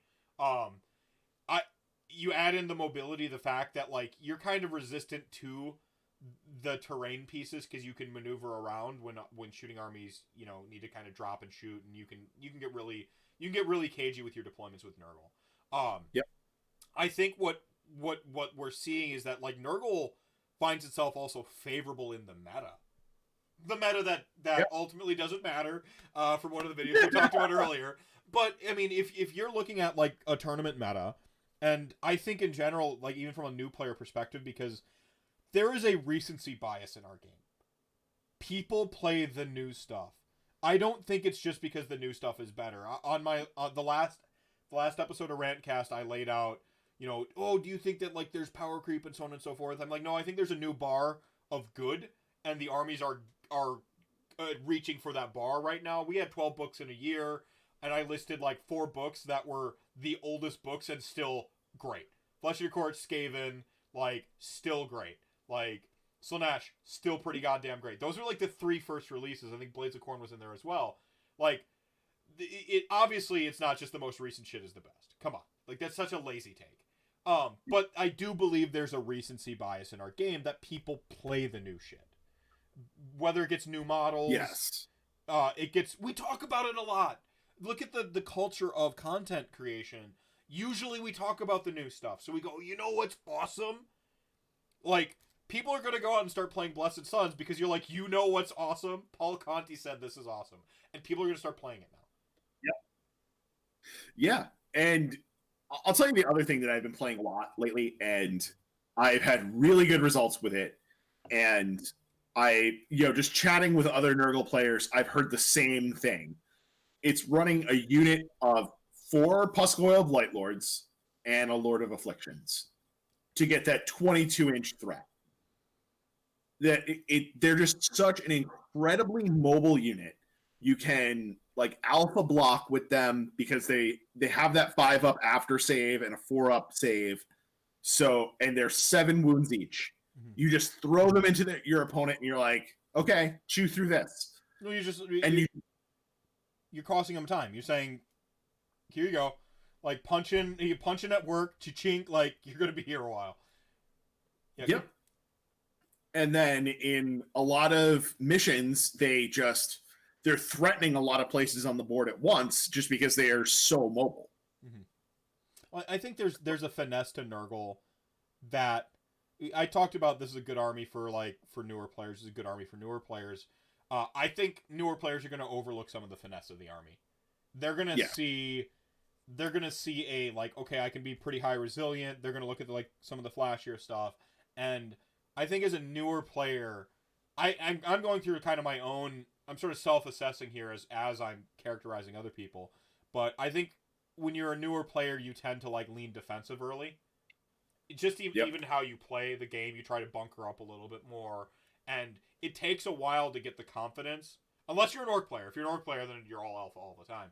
But there's a allure to playing defensively, and you need to unlock that part of your brain that goes, no, I want to be imposing my will on the table. And Nurgle is best when it's imposing its will on the table, not just bunkering. Yeah, and that's thematically what Nurgle does too. Like the whole idea is that you're spreading the corruption, right? Mm-hmm. And that's what the feculent gnarl maw, the tree, is supposed to be representing, the spread of corruption, spread of contagion. And I see a couple of people in the chat talking about the Nurgle trees. This is one of the things that I actually math hammered a while ago, and I still stand by that. Summoning trees for the purpose of getting more contagion is just not advantageous to you. You don't break even on the contagion on average until turn 5. So that's the wrong. Way too late. Right. But what they're excellent for is you can summon them later in the game. And because of the way the wording and the timing is, you can run a unit out and have, a hero behind them somewhere to be your locus for summoning, and then summon a tree in that is within 7 inches of your unit that just ran. So now they can run in charge. So you're kind of surprising your opponent with, oh, by the way, I can run in charge over here now too. Mm-hmm. That's Um, fucking awesome. it is. It's just like your opponent does. Like I've never run into anybody that was like, "Oh yeah, I saw that coming." Like no, nobody sees the second tree for the purpose of running charge strategically coming at. What you just did is you traded your summoning points for run and charge. Is like what Yes. you kind of is in essence did, which we've seen some stuff like Blood Tithe just giving you like hit button receive buff. Nurgle is kind of doing a little bit of that. Yep. And when I said earlier, and this comes back to kind of one of my points about Nurgle, is I want Nurgle to be like S tier great in a couple of categories. Not S tier overall as the army, yada yada yada. Yeah.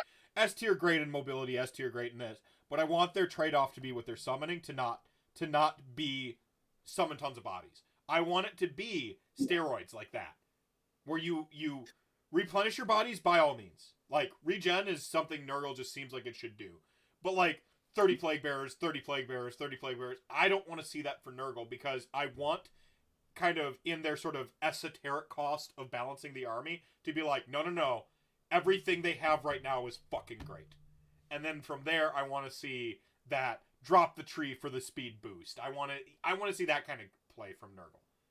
Yep.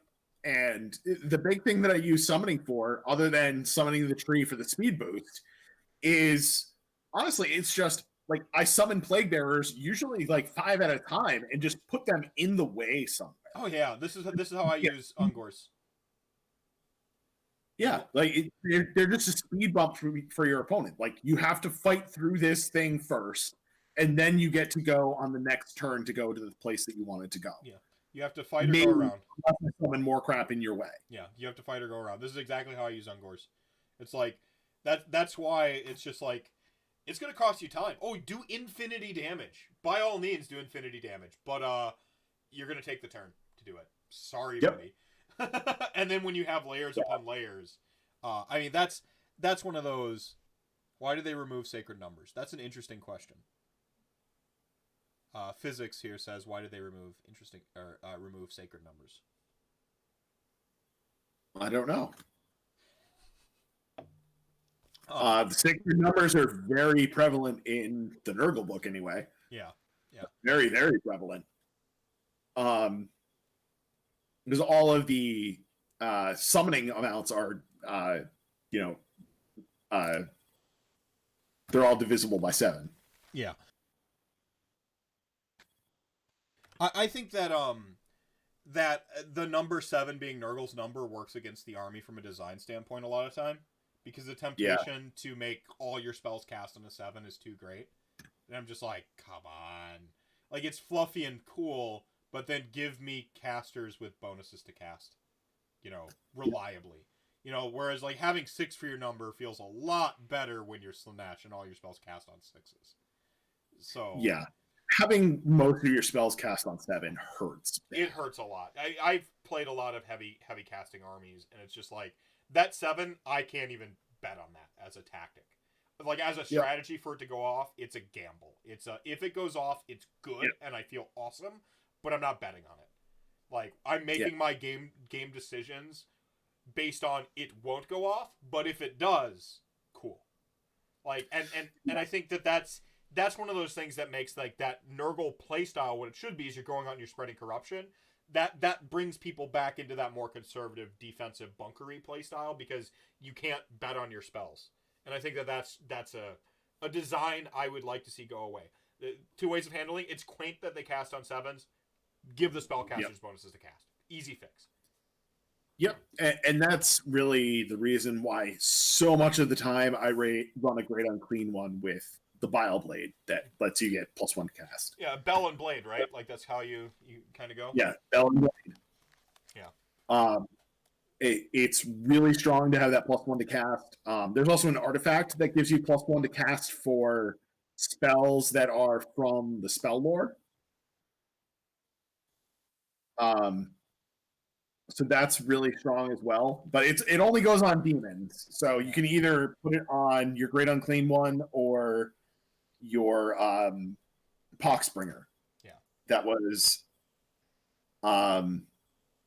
that's basically all you can do with it. Yeah. The other cute thing you can do with the summoning in Nurgle is you can summon heroes. And it's only for 14 contagion, which is relatively easy to get to. And that is like a fun thing to do in those couple of scenarios where heroes cap objectives. It gives you that like ace in the hole of like, oh, I can just throw a hero onto this objective and capture it.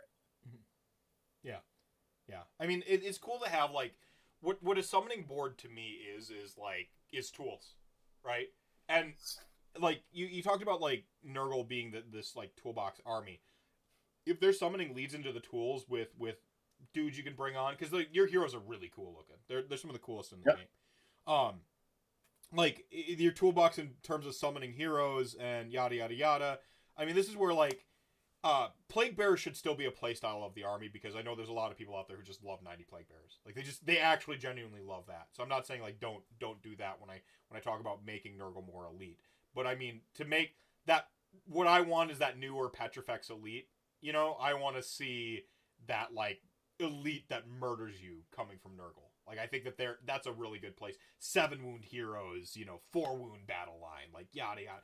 Like it just feels like it's really like it'd be a really great sort of build style for the army. Plus the fluff of the army, yeah, 7s to cast spells, but like 7s to cast spells doesn't fully communicate onto the table to does this play like Nurgle plays, right? Like 7s is a quaint little number you see, but like it should play like that spreading out and infesting and assaulting. I feel like that almost seems more Nurgle-y. If they can do something with terrain, what if they contaminate terrain? More as more part of the play style. They're actually like show that like they fuck up Sylvaneth, by being able to corrupt army terrain pieces. What if it's not even table terrain pieces? What if they can corrupt army terrain pieces? Like, it's very... There is an artifact that can corrupt terrain pieces. Right on. But, like, making that, like, kind of a free thing... To be better, but... like, making it kind of a free thing the army does, because you can do some of these things that are, like, wildly... I mean, Seraphon do the opposite, right? They kind of buff terrain for them and nerf it for you on accident. It's just a bonus thing that the army does. I would like to see Allegion's abilities that go in that direction. And now Chatking's got a few questions for you to answer while I mysteriously vanish. So are you ready for this? Are you ready to fly solo on RantCast? Oh, I am. I'm always ready to fly solo. I am a one-man wolf pack. Oh, right on, man. All right, so the first question from Chat Gang coming from Buck. Actually, I think I had one earlier. Where was it? Bucket's question from Paul. Marauders. Yeah, are you rating Marauders in Nurgle? Been looking at getting a 40 block for my first Nurgle list. So that's the first question from Chat Gang. So there's an interesting issue with running Marauders in particular, and STD stuff in general. I feel like with a Nurgle list, you kind of either need to go all in on the Maggotkin stuff, like all of the stuff that's in the Battle Tome, or you need to go really all in on the Slaves to Darkness stuff. Because each one very restrictive buffs. So your Slaves to Darkness stuff is only buffing Slaves to Darkness, and your Nurgle stuff is generally only buffing your demons or your Rotbringers. There's a couple of things that will just generally buff mortals or generally buff all Nurgle. So I think you kind of have to just pick a gear and really go in that direction. Marauders, I think, are really good. They're a very good option, but you need to kind of like build your whole list around running a big block of Marauders, probably more than one big block of Marauders. Like, I think they're good. I think it's a good option to run. And you can run, backing that up, the Slaves to Darkness, Sorcerer Lord, to get them the rerolls, and run behind them with a Harbinger of Decay to give them the 5-up after save, to make them more resilient so they don't just fall to a stiff breeze like they typically do. So I think that's a good combination to work there. It's something that it's certainly there to think about, but it kind of degrades some of the synergy of the rest of your army if you just throw in, a block of Marauders. So I'm more in favor of kind of going all in one direction or the other. The next question I saw is from Bucket Ninja, running the Rotbringer Sorcerer versus the Slaves to Darkness Sorcerer, kind of going in the same idea. It's, do you go with a lot of Rotbringer stuff, or do you go with a lot of Slaves to Darkness stuff? If you're going with Rotbringer stuff, you probably want the Rotbringer Sorcerer. If you are going more Slaves to Darkness, then you probably want the Sorcerer Lord. It just kind of depends on which one is going to be more synergistic with the list that you're running. And personally, I've been running the Plague Cyst and the Blessed Sons battalions, like the Mega Battalion Blessed Sons. That's like 40 points, and that forces you to run a Rotbringer Sorcerer, so that kind of like automatically makes your decision for you.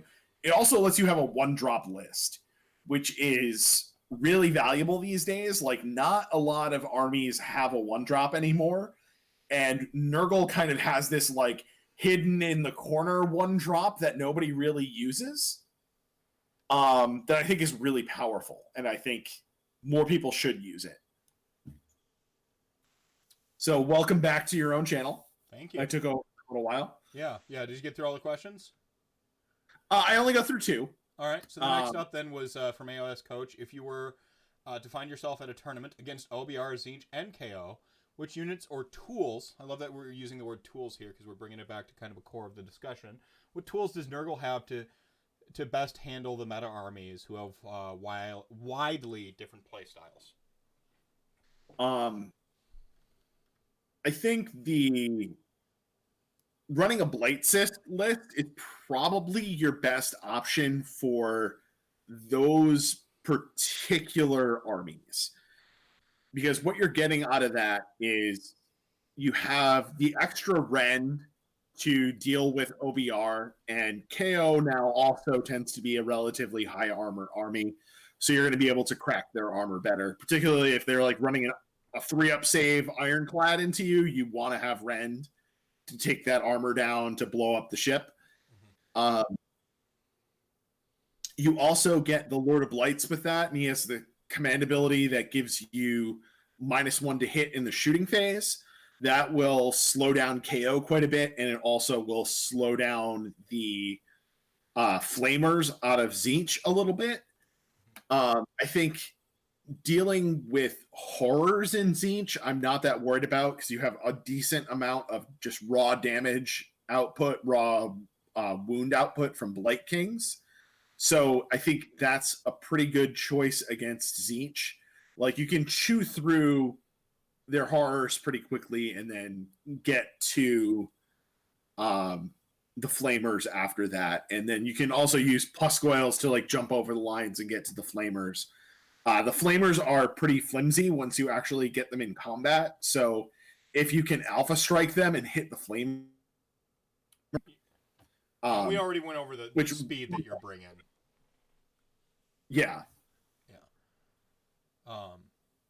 They're well fielded, I think. The next question, who wins in a fight, Nagash or Papa Nurgle? I'll go ahead and field this one. Nagash, because your disease don't mean shit against the God of Death.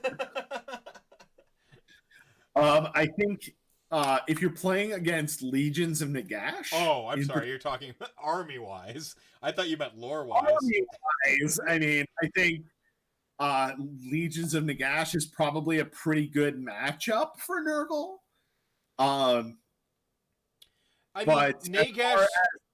Nagash specifically, yes. I think LON without Nagash, it favor you. I mean, you've got the mobility in general and damage. As long as you don't fall for our tar pit traps with our skeletons, I think you can take it to us.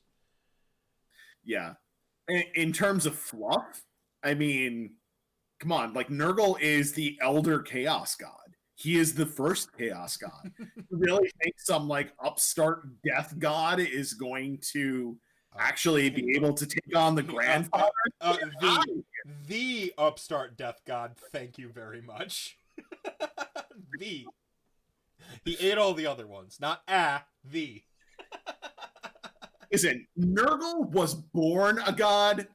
Nagash had to ascend to godhood. Which means he is driven and motivated, and Nurgle is rather, like complacent, which is its own weakness. I mean, Nurgle also has a beautiful garden. You cannot deny the garden. Okay, I'm sure it's amazing, and it probably creates tons of corpses that give Nagash souls. I love it. I love it. As funny aside, Nurgle is the only army that has actually got me starting to read the army lore. Like the fluff section of the battle tome. Like, this is the only army where I've ever read that.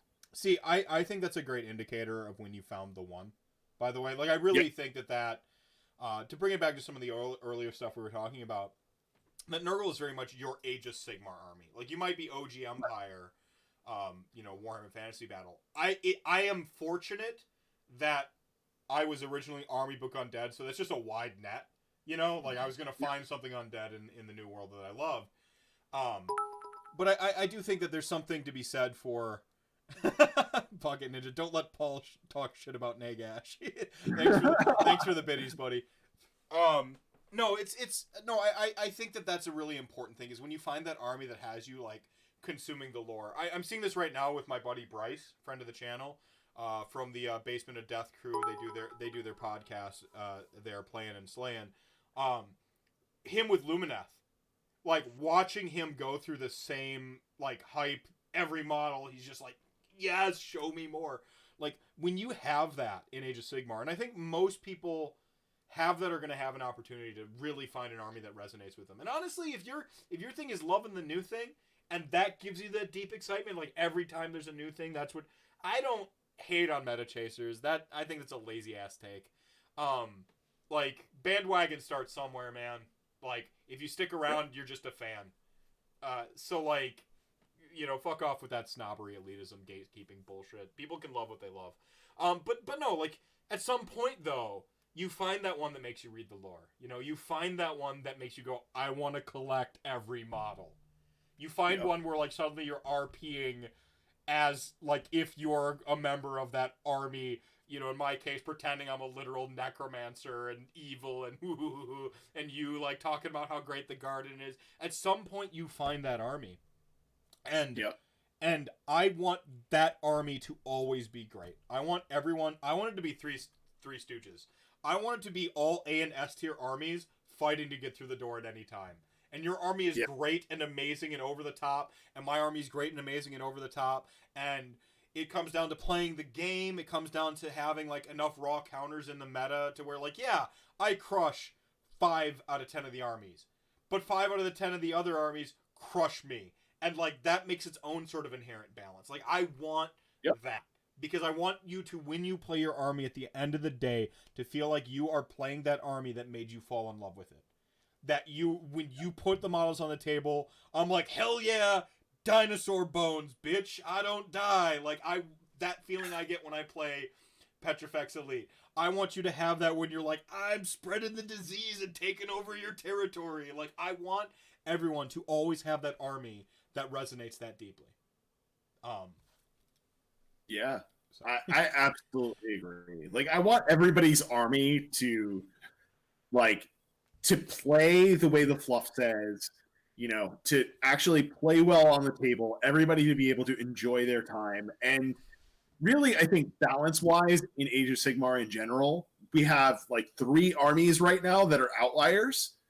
And if those outliers get corrected, we have an amazing balanced game that everybody can play with their toys, and everybody, it really becomes just about, like, play skill and list building skill. Yes. And not just, picking the broken army. Right. And like you said, there's some outliers, they get corrected in time, and I do think that we've seen that. Sonesh, by the way, gave me hope that I didn't have hope that GW would fix Sonesh correctly. It wasn't in my body. I'm like, they're gonna over nerf it because every army that had been great until then got the wrong changes. Legion of Nagash was a very recent example of that. Like, points up on a bunch of stuff, like auto include, like the Necromancer's points going up. It's like, why? It's a single caster. Like, costs more than like pretty much anyone else's single caster with no bonuses to cast. Van Hels is very good, but like he's an auto include because of the War Scroll spell. So you just said every list goes up by that many points. Like, what a lack of finesse.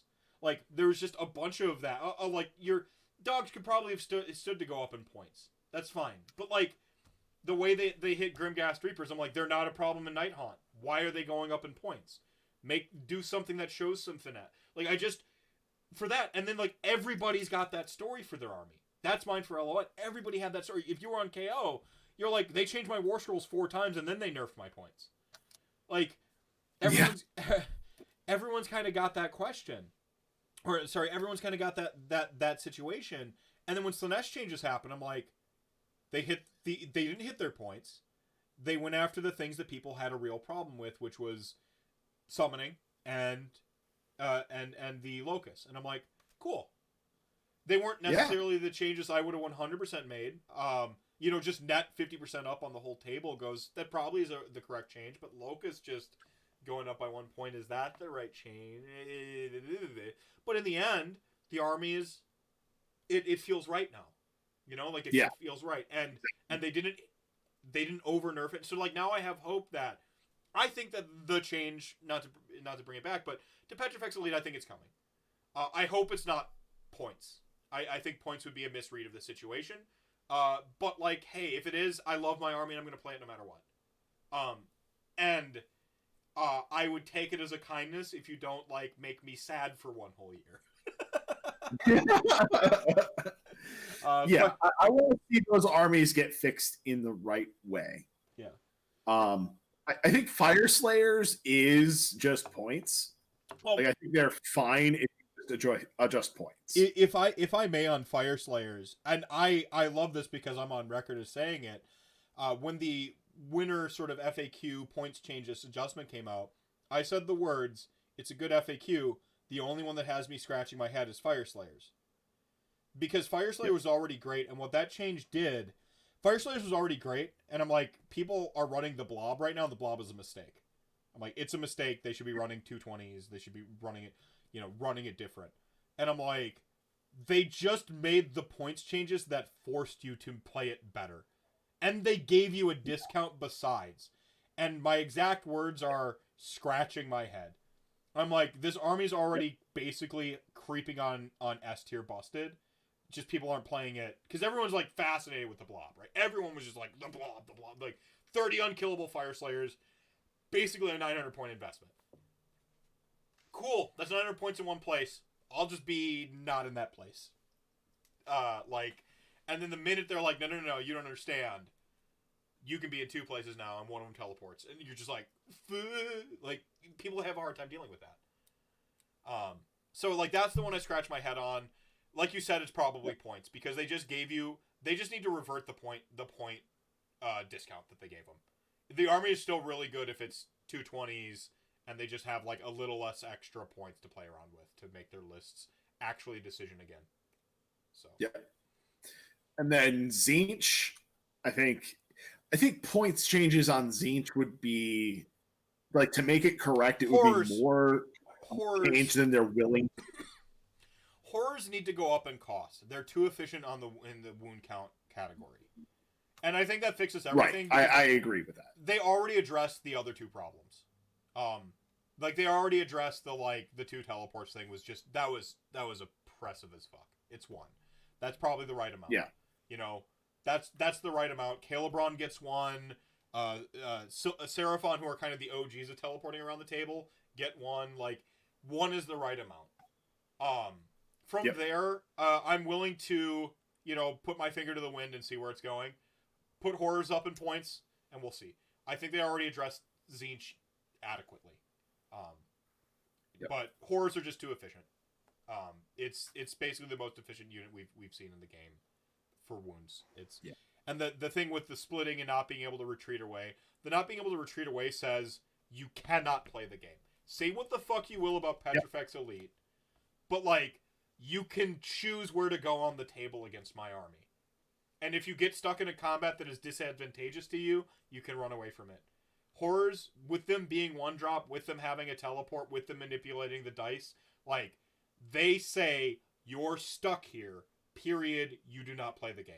Unless you have scout moves, or a particular army build that allows you to spread out enough to, like, absorb it. Like, it basically says, does your book, not your army, not your list, does your book have an answer? And not a lot of armies, by the way, can deploy off the table and have scout moves. So. Can. What? Sorry? Nurgle can. Gutrot Spume lets you deploy a unit of Light Kings off the table. And man, is that good. Yeah. And Coach says increase the Gaunt Summoner too. I mean, that's a byproduct of increasing horrors. Like, he gives you free horrors, so like... Or it gives you free horrors, so like, maybe Gaunt Summoner goes up. Sure. Whatever. I say I'd be happy with just horrors at its face. You can have aggressively costed great stuff. And, like, I don't think it's a problem as long as not everything is aggressively costed great stuff. Like, it's fine. Like, if Bulgors were 100 points in Beast of Chaos, it would not break the game. Like, it wouldn't break the game. That's a super aggressive War Scroll cost. But, like, it wouldn't break the game because, like, pretty much everything else in that book is, like, kind of where it should be or bad.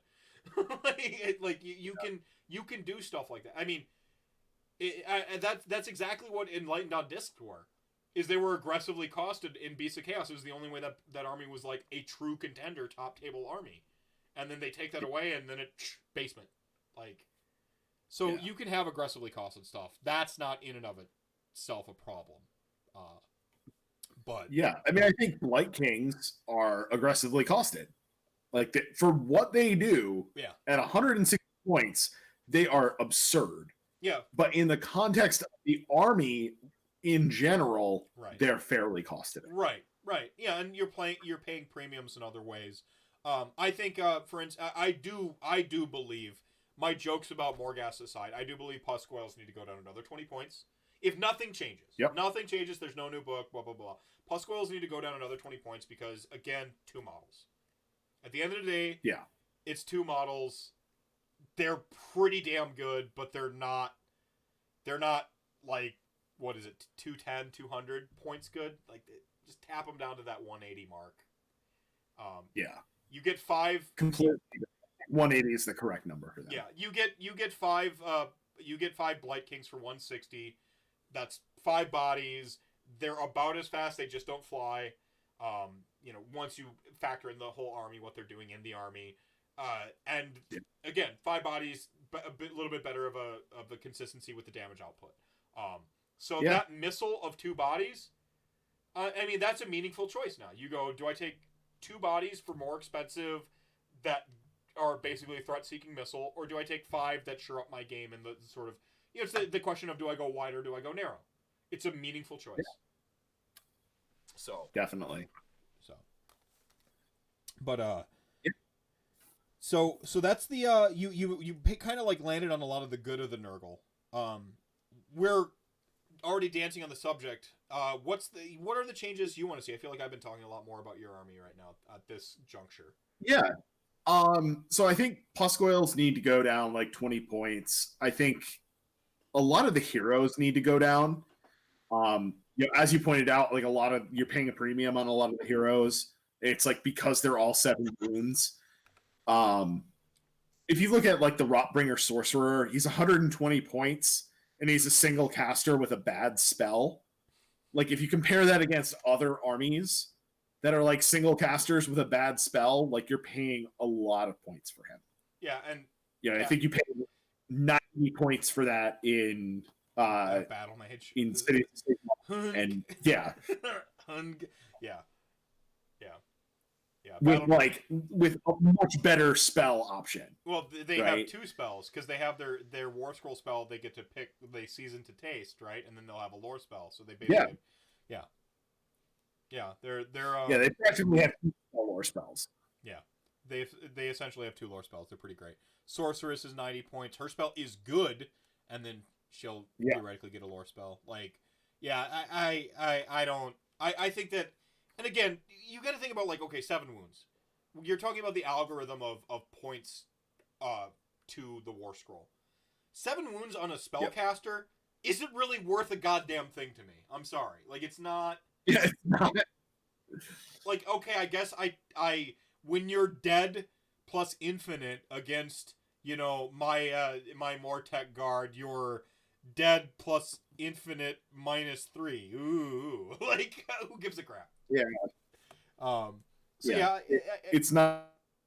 I mean, the only difference really comes in against OBR when your heroes are all 2 hits from the catapult instead of 1. I guess there is that. Yeah, you have to fail 2. You have to fail 2 of your 4-up saves or 3-ups because lookouts there. Yep. Yeah. Yeah. I guess there's that. I mean, that is important. Like with when Thunder Tusks were still hero snipers for 6 mortals, they didn't kill your caster in one shot anymore. It was 1 shot plus a blood vulture. So, yeah. I mean, it is relevant that, like, you have these buff pieces, but then again, you also come back to they tend to not have bonuses to cast, so they're gambling for their 1 lore spell. Like, I think when you look at, like, the context of an army as a whole, and I think that is I think that's the often overlooked part of these discussions, is the context of the army as a whole. Like, we love to look at a single war scroll and go, this is great, yada yada yada, or this is you know, bad, or whatever, like the whole gamut in between. But, like, contextualizing it in your army, I think, takes it to that next level, which is where, again, I'm fine with your spellcasters having 7 wounds and it not costing you 30 more points. I just don't, because what they're doing, it's not worth 30 more points within the context. So, yeah. Other things that need to get adjusted. I mean, I think Plague Bearers could. I think going down 10 points on Plague Bearers is correct. They're just a little too pricey, and if the old price on them before this, like the price that was in Blight War, was 110 and then 270 for the Horde discount, and I think that's about correct. Okay, yeah. I mean, they're very much unkillable, but they tend not to do much back at you, honestly. Like, yeah, they're just hitting you with a pillow on the way back. Like, they're just a block to get in the way. And at that price, at 320, they're the same price as a 10 block of Blight Kings. A 10 block of Blight Kings, 4 wounds and a better save. So you might as well. I mean, that's a meaningful choice. That's a meaningful choice at those price points. You're going, do I want an unkillable anvil, or do I want something that does something? Like, and is kind of unkillable.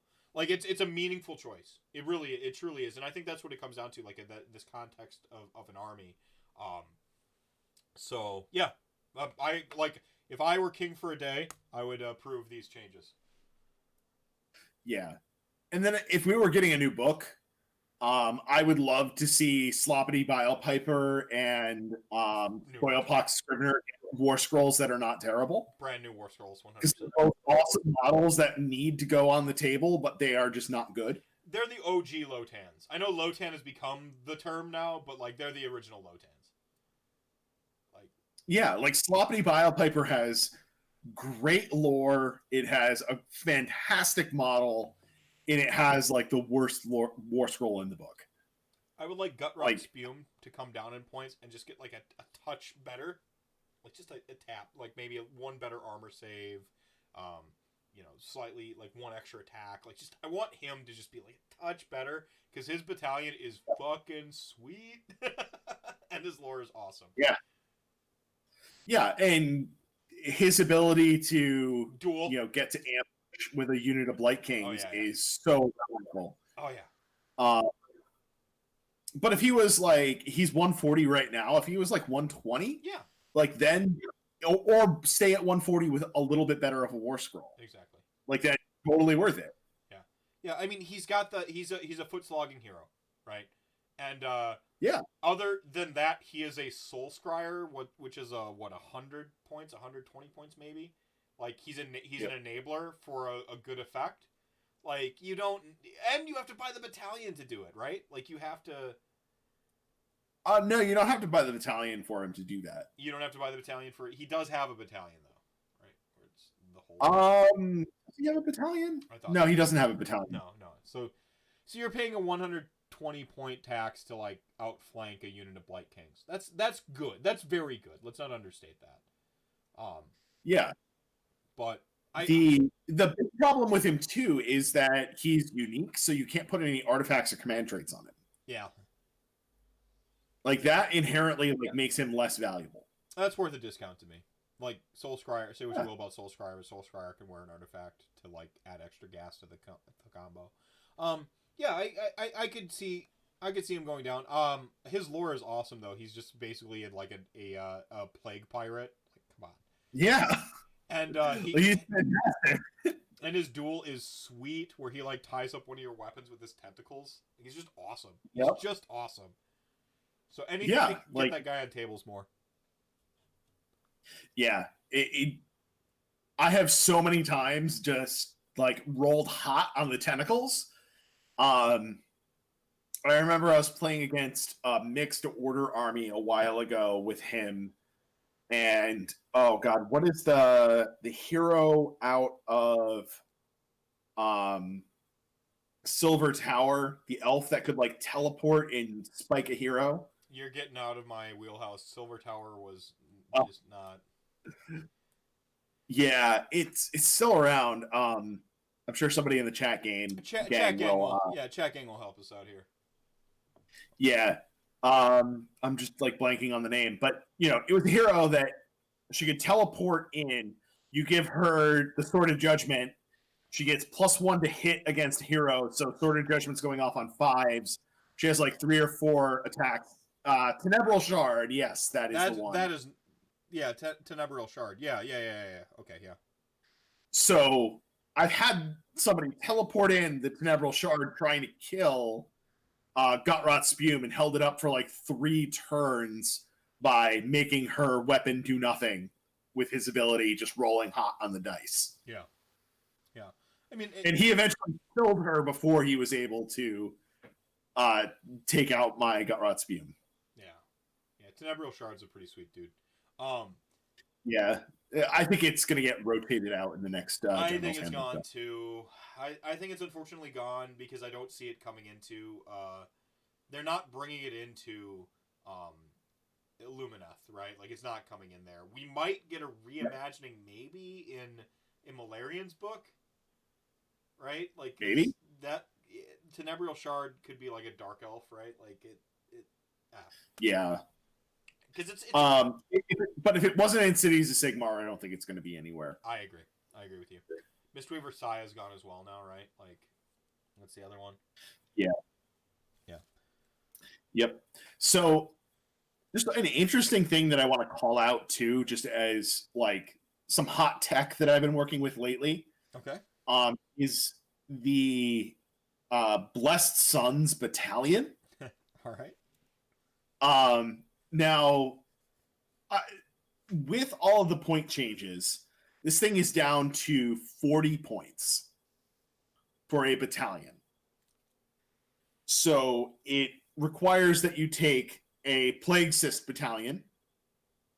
And then within the Plague Cyst battalion, you have to additionally take a Harbinger of Decay and a Sorcerer. And then the Blessed Sons battalion can include any number of Rotbringer units. So all of your mortal stuff from the Maggotkin book. So you can 1-drop with it. And this is the 1-drop in the corner you were talking about. This is the hiding out 1-drop. Yeah, the hiding 1-drop army. So it becomes a 1-drop army with that. The battalion itself is 40 points. So you're getting a command point and an artifact for less than the 50 points for the command point. Yeah. And then in addition to what the Plague Cyst does, it lets you reroll ones to save on everything in the battalion. That's so So good. you're one dropping. You have Mystic Shield automatically on all of your guys all the time. No positional requirement? No. Oh, that's so good. Yeah, it's like how I have to give a shout out to Dan Caravan. He's the one that pointed that out to me that was a thing. He, by the way, was the guy that took Nurgle to 3rd place at Nova last year, so he knows his Nurgle. Yeah. I was like, oh shit, that's a thing, isn't it? And then I started running and I'm like, oh my god, this is so good. Yeah. Because what Plague Sys does, for those that are not aware, it your units that are within 7 inches of your Lord of Plagues reroll all of their missed hits. So you're getting that second bite at the apple with all of your Blight Kings on that hit of 6 to turning into D6 hits. You're crit fishing now. Like, this is a proper crit fishing. Yeah. Yeah, this is a rogue in D&D trying to like crit fish. It's great. Yeah. It is such a powerful list. It's unbelievable. I like looked at it on paper and I'm like, this is good. Then I started playing it and I'm like, this is better than I thought it was. Well, that's the two parts of like what I talk about is list science. Like you've just talked about, like you can look at something and go, this looks really, really good on paper. You got to get it on the table to make sure that the positions like line up with that having that buff piece with the plague bearers. Can you reliably get it? Yada yada yada. I don't think Nurgle is like the jobber the stats would have had you believe a few months ago. Yeah, especially like post Wrath of the Everchosen. I just like I think they're contenders. I think they're safely they're certainly not S tier. I would place them as A tier, and the reason I place them as A tier is specifically they've got heat against the meta right now. Nurgle just says fuck your shooting.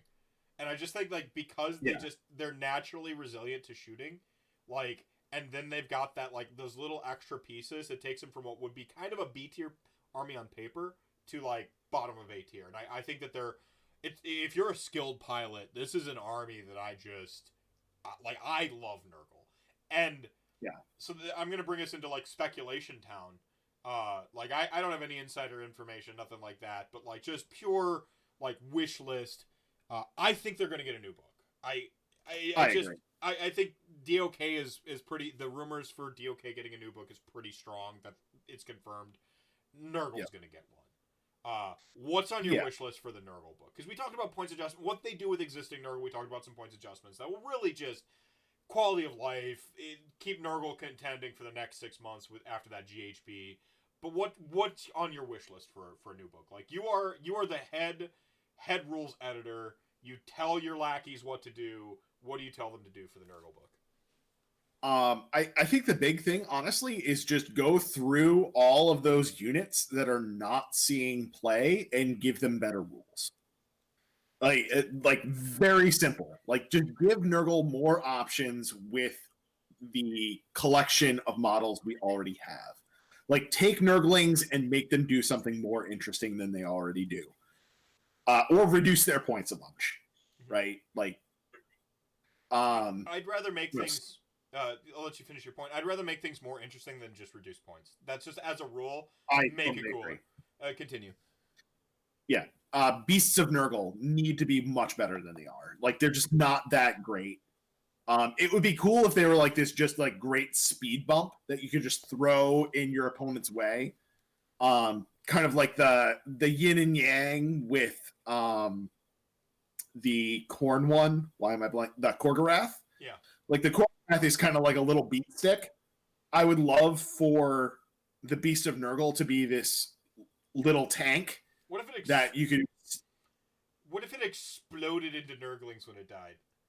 Like that would be fantastic. Yeah, like... Or if it just exploded when it died and did a bunch of damage to everything around it. Cool, yeah. Exploding when it dies, I feel like is some like this is some design space we can explore. Make it tanky, and when it dies, explode. Yeah. Yep.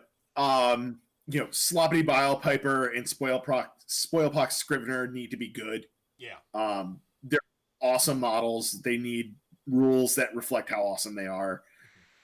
The 3 Magath Lords, I think, need rewrites on their War Scrolls. I think the melee profiles and shooting profiles, I think, are fine. Like it's their special rules that need to get reworked, because all of their special rules kind of suck.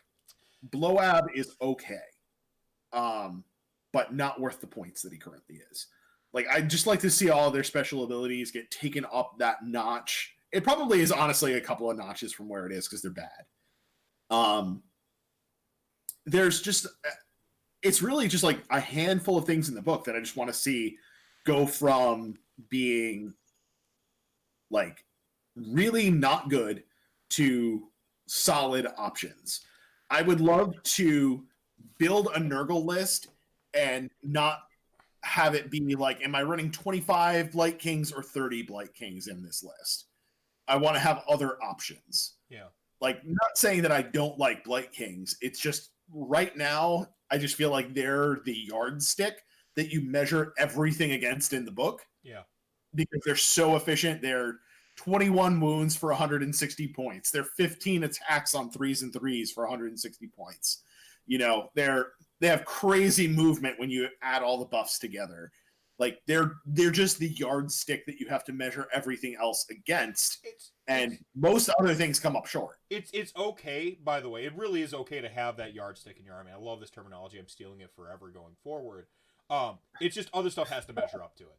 You know, like other stuff in a way. Like, we talked about how Plague Bearers could measure up to it. Is like, just tap their points down, and now you're making a choice between, whereas right now it's like, I'm just gonna take more Blight Kings. You know, like right now that's the choice. You know, Beasts of Chaos has this with Bestigors.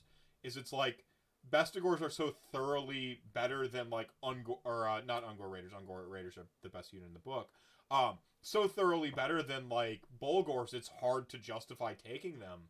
It's just like, I can't take these other things even though I really want to, because this thing, they don't measure up. And so I think it's fine to have a yardstick. Mortek Guard have this problem kind of currently, where you're like, role-playing power is what keeps Death Riders in lists. The role-playing power of those are really strong. And then from there, you're looking at Stalkers, and you're looking at Morghast and stuff like that, and that's where I'm like, just tap their points down, then they measure up a little better. Or Battle Line If would go a long way for making me want to play my Stalkers. Like, I think there's a lot of that going on in Nurgle too, where you're like Blight King should be great. Like, they should be kind of the yardstick. Like, you don't want to take one of the coolest, most interesting, awesome sort of tentpole units in the army and make it bad so that other stuff is worth playing. You just want to bring stuff up to that level to make it a meaningful choice. And I think that's the important. Don't round down, round up. You know, don't round good stuff down. Round the bad stuff up. Evil Honk, I will get to your question in just a second, because it's super valuable, but I just want to tie off this point about like wish listing in the book. So we got someone in chat gang here talking about getting into the game. Now that especially they're on appropriately the Nurgle forced isolation going on right now. Yeah. I think that, like, so you know how like Petrifex Elite gets +1 to save army wide? I think Nurgle needs to get a after save, no questions army wide, because there's a little bit of keyword bingo with like whether you have you got to be demon keyworded to get your FNP. Right. I would just love to see that just kind of just get torn out and then just write plus the 6 up after save across the army, and then some other stuff gets a better version.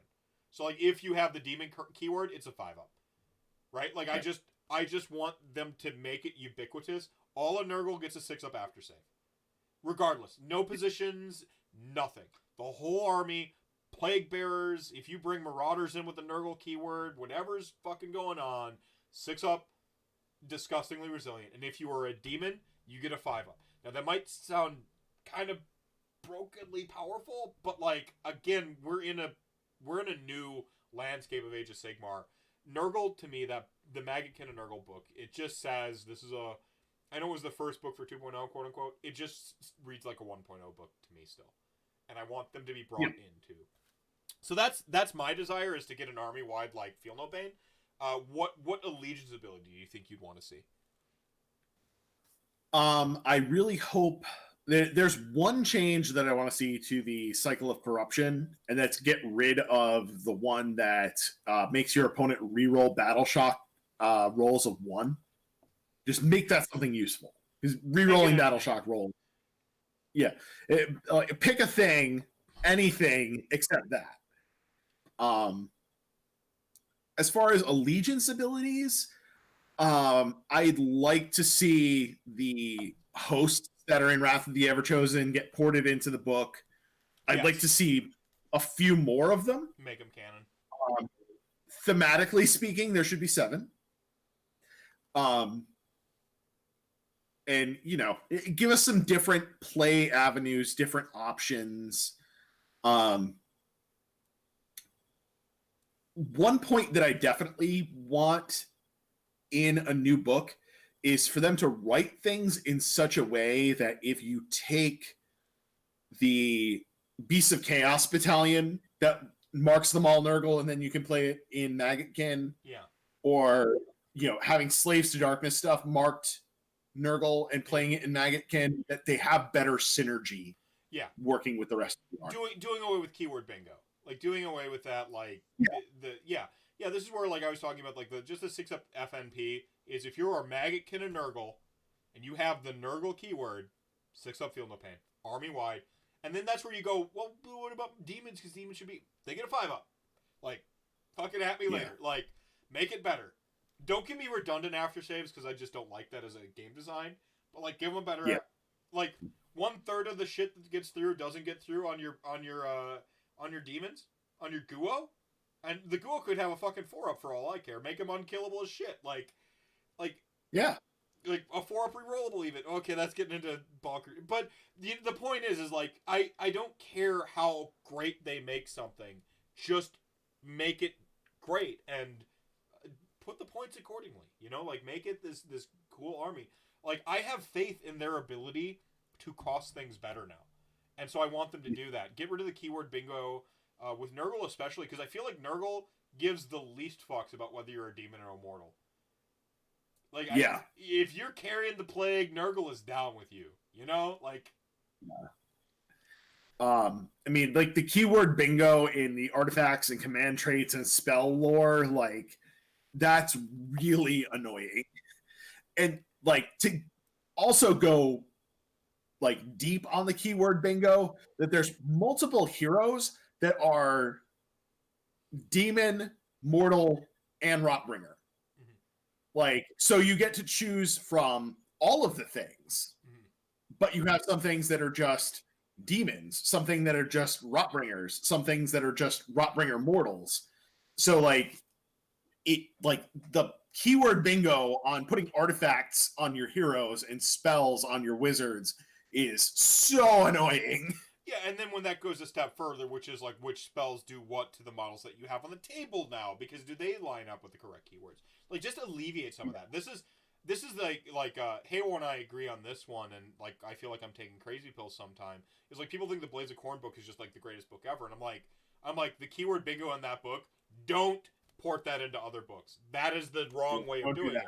Like, I don't want these Venn diagrams of buffs like overlapping, and is this like you have to like actually like draw it up on a chalkboard before you deploy your army to like, no, get rid of that. There's so much depth to the game just in terms of simple positioning and piling in. That alone adds such depth to the game that you don't need to have other overly complicated systems to exacerbate it. And by the way, like, the greatest players in the world, like, versus the 80% we've been talking about, like, it's not like the 80% are just suddenly going to be the best in the world because you cleaned up keyword bingo and there's less gotchas at the table. Most of the great players I know give you takesies backsies and go, oh, you forgot your rule, man. Like, like you're just creating unnecessary barriers to how much fun we could all be having at all times. Like, that's the Venn diagram I care about. Fun and how sweet my army is. Like, that overlap. Yeah. One of the things that I think needs to get addressed in a future book as well is most of the Rotbringers have, I think it's called Virulent Discharge. Uh-huh. So, like, each turn you roll a d6 for that unit and any enemy unit within 6 inches of it. Actually, and any friendly unit within 6 inches of it.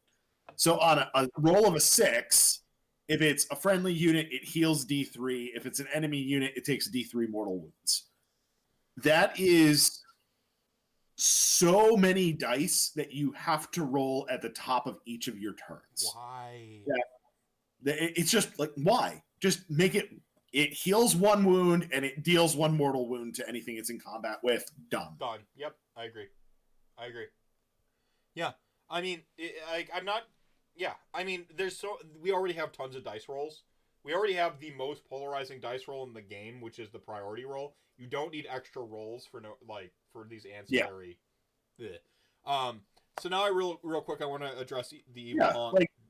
Oh no, finish off the point here, and then I want to go back to this. So they changed the Plague Month War Scroll because it just created too many die rolls and too much complex die rolling. Like, same thing needs to be done with your Pusquills and your Blight Kings and the other Rotbringer heroes that have that same ability. Like, just get rid of it. Like, just make it some simple thing that doesn't require rolling a die for every friggin' unit on the table at the start of your hero phase. Yeah. I mean, if I'm rolling a die, it should be impactful and like kind of cool or crazy or over the top. It shouldn't just be like a D3 damage or it shouldn't just be this this like little case by case. I'm not interested in that. Like, if you want me to do some damage or not, just make it 1 mortal, 1 healing, yada yada yada. Like, and then we can be excited about the charge rolls and the priority rolls and so on and so forth. Like, you're still going to get that excitement in the game. And if your thing does something bonkers, like explodes when it fucking dies into Nurglings, now add the die roll. Or, like when it's a big, weird effect, now add that die roll back in. And then just make it 1 die roll on that case-by-case basis. Not this constant thing that you're always having to go through. Like you said, Plague Bearers are the perfect example of this. Or not Plague Bearers, Plague Monks. It was just too much dice. Yeah. So real quick, one big change I want to see, and a lot of TOs have addressed this, but I want them to crystallize it in the text of the game. The anti-synergy or the synergy problems against your opponent. I really don't want the Nurgle mirror match to feel like such a slog. So I think they just need to start adding allied Nurgle a lot more. Yeah. So that's the big thing I'd like to see is like the wheel doesn't actually affect all of Nurgle, and that you like, I just would like it to be more army exclusive. Yep. So that's the last major change I want to see. Yeah. I think in general the book needs a bunch of light touches. It doesn't need like major rewrites of stuff, other than like a couple of war scrolls that are just bad. Right. And some updated allegiance abilities. Just make them more modern, more clean for the new game. Like Holy Withins and sort of synergy with an opponent. Like, you just kind of start to get rid of some of that stuff. And if you're going to have synergy with my opponent because Nurgle doesn't care who's got the disease, right? Like, then make it less of a tug of war and more of a hell yeah, everything's awesome, Like, if you're going to keep that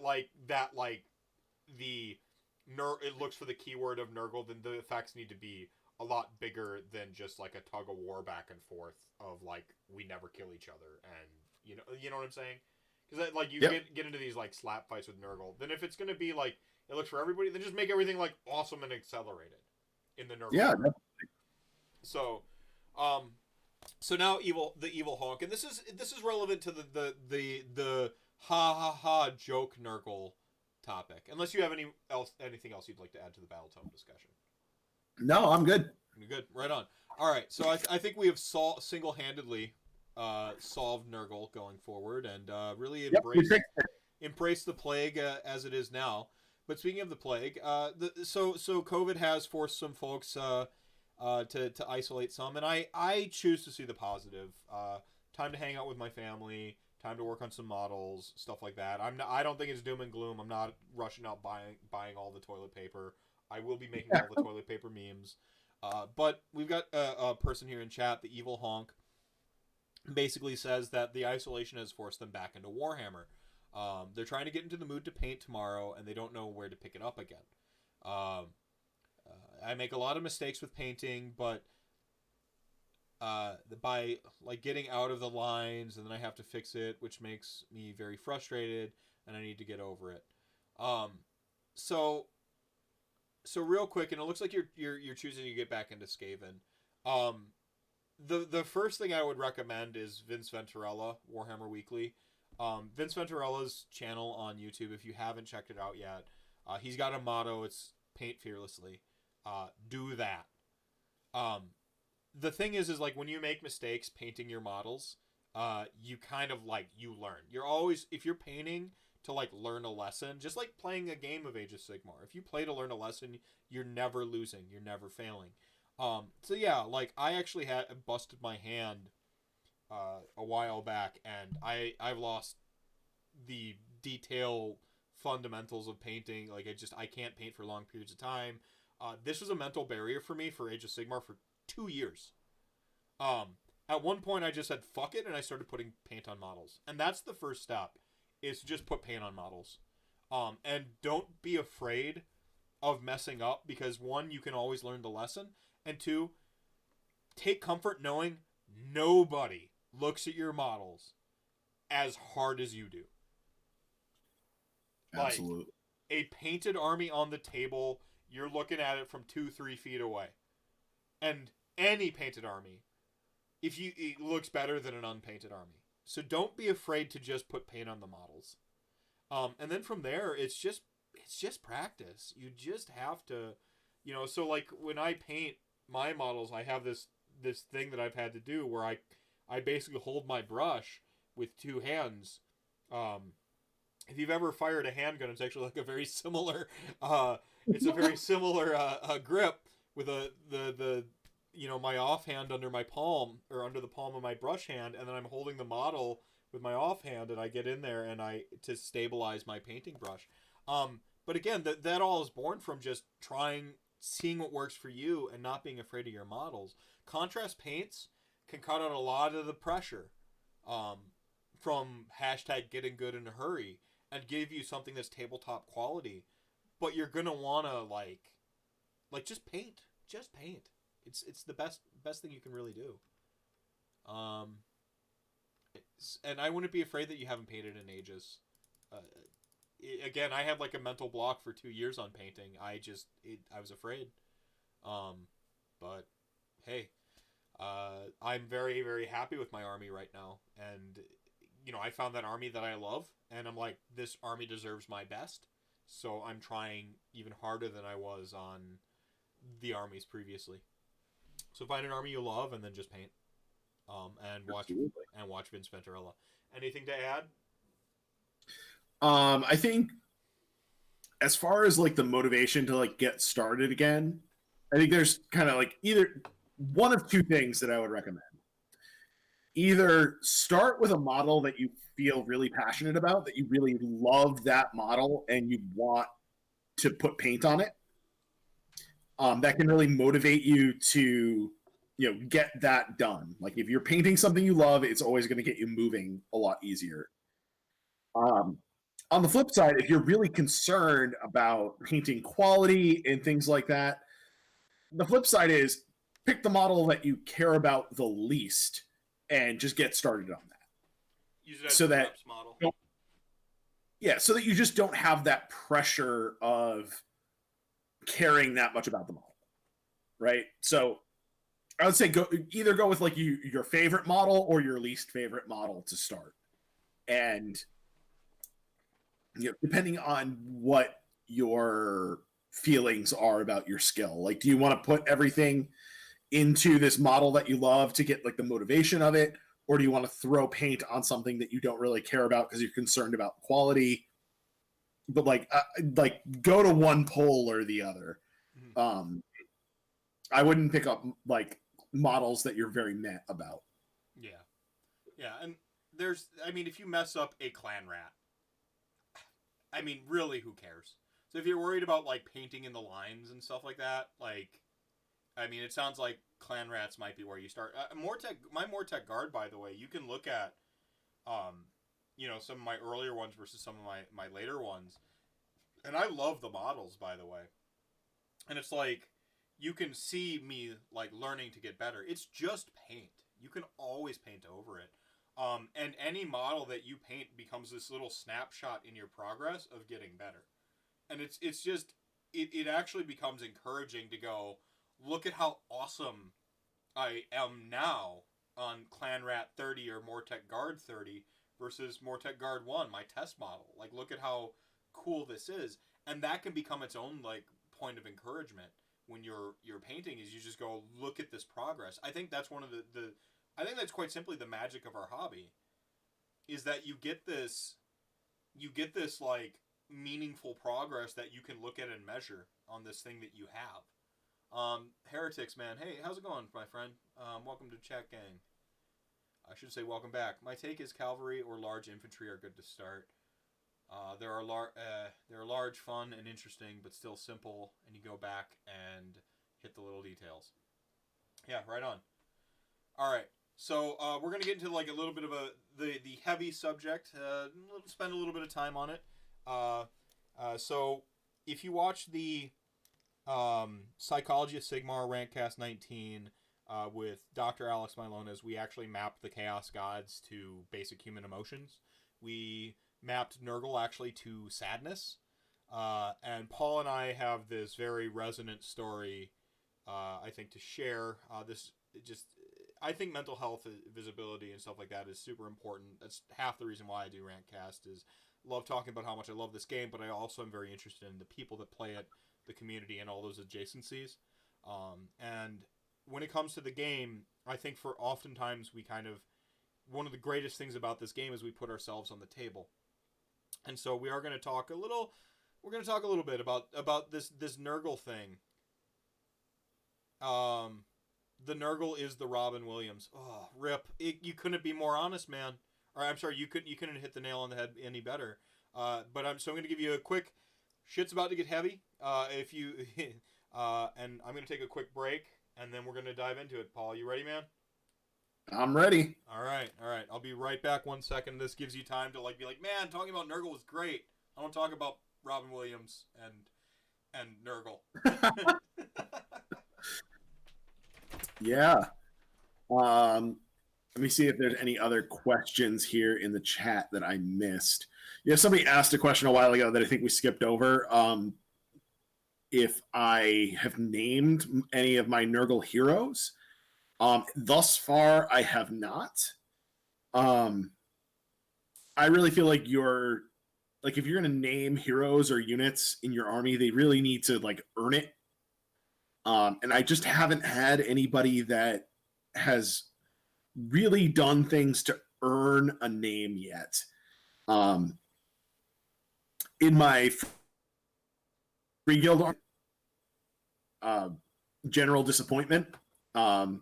That was my free guild general on horseback that I had for a long time. That he was just always a disappointment in combat. Always rolled below average for whatever reason.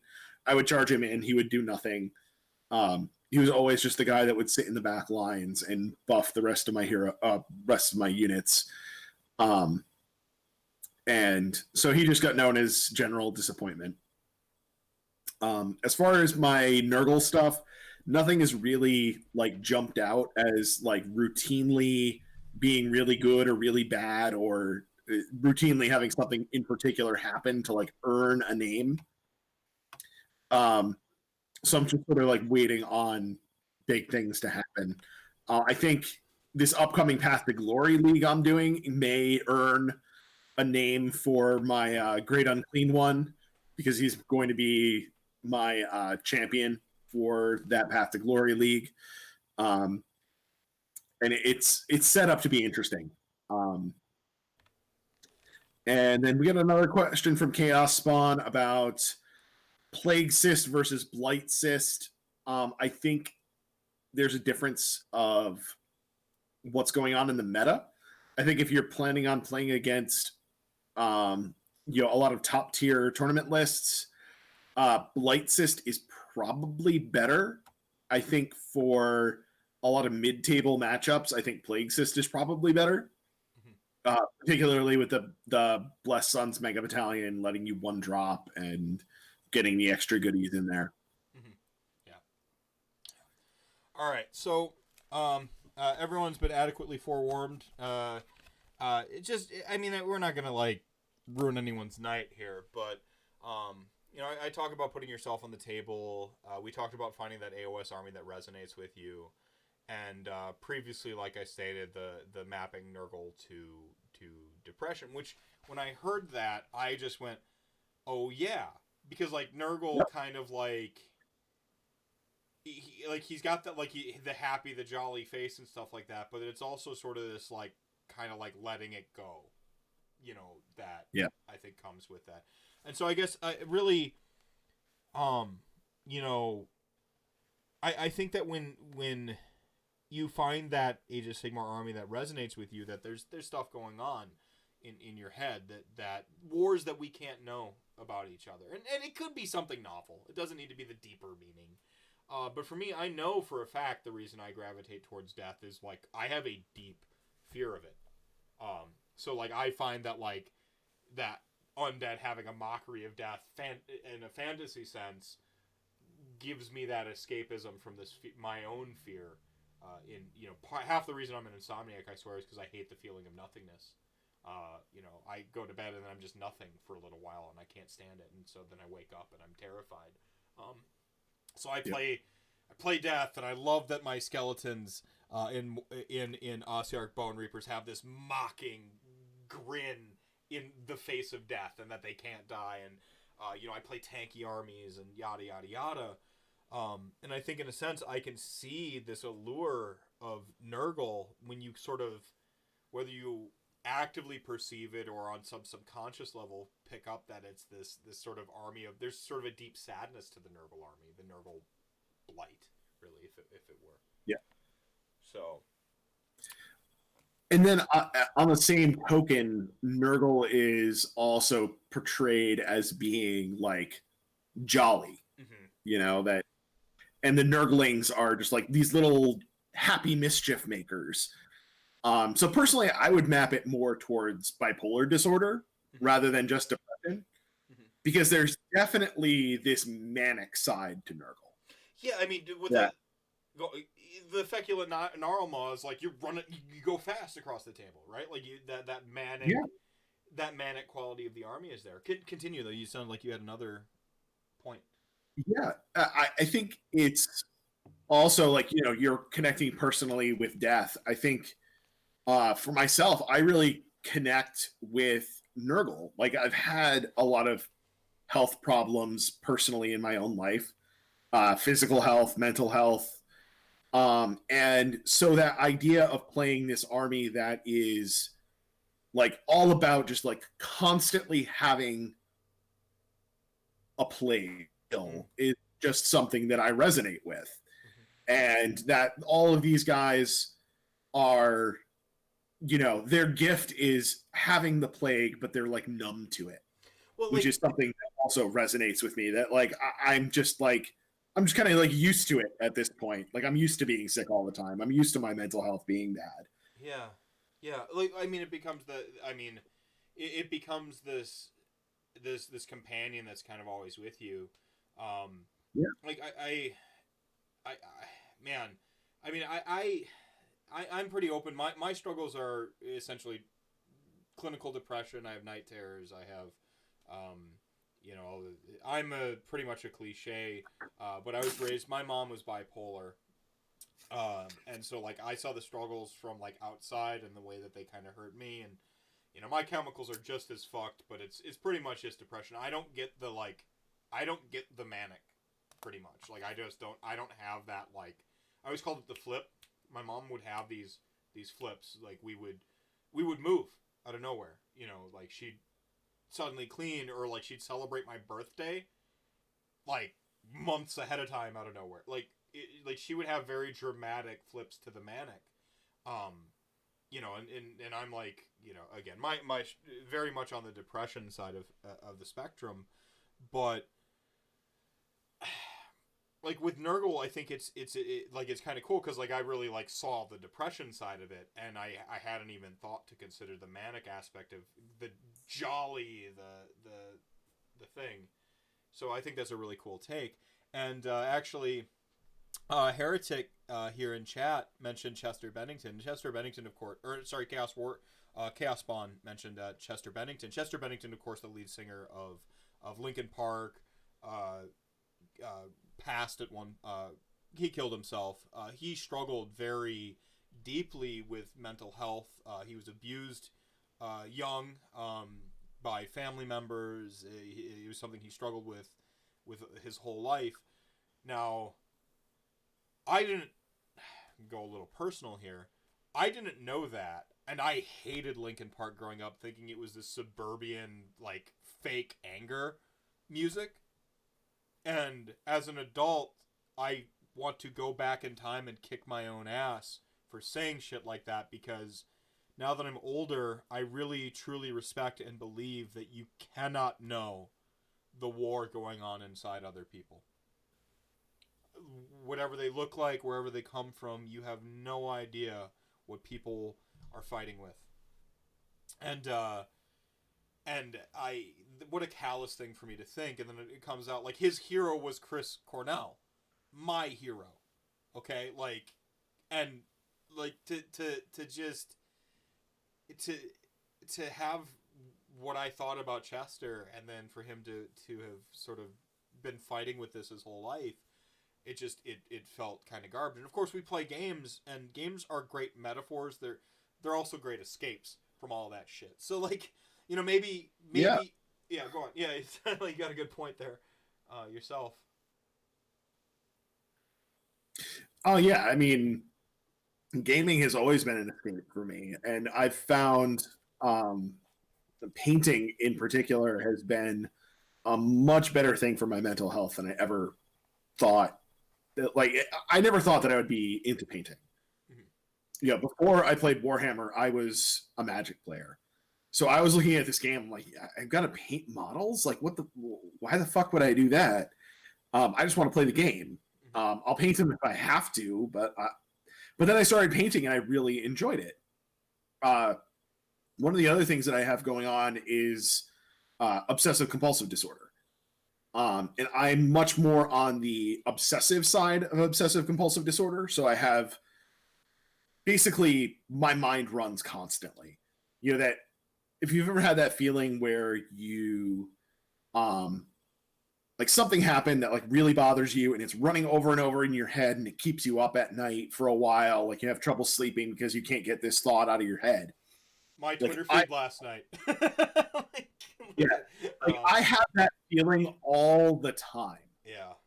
So I've found that for me, like sitting down and painting, that's something that I can get my mind to focus on and get away from any other things that my brain is obsessing on. Okay. Yeah. So it's just a really nice, relaxing focus.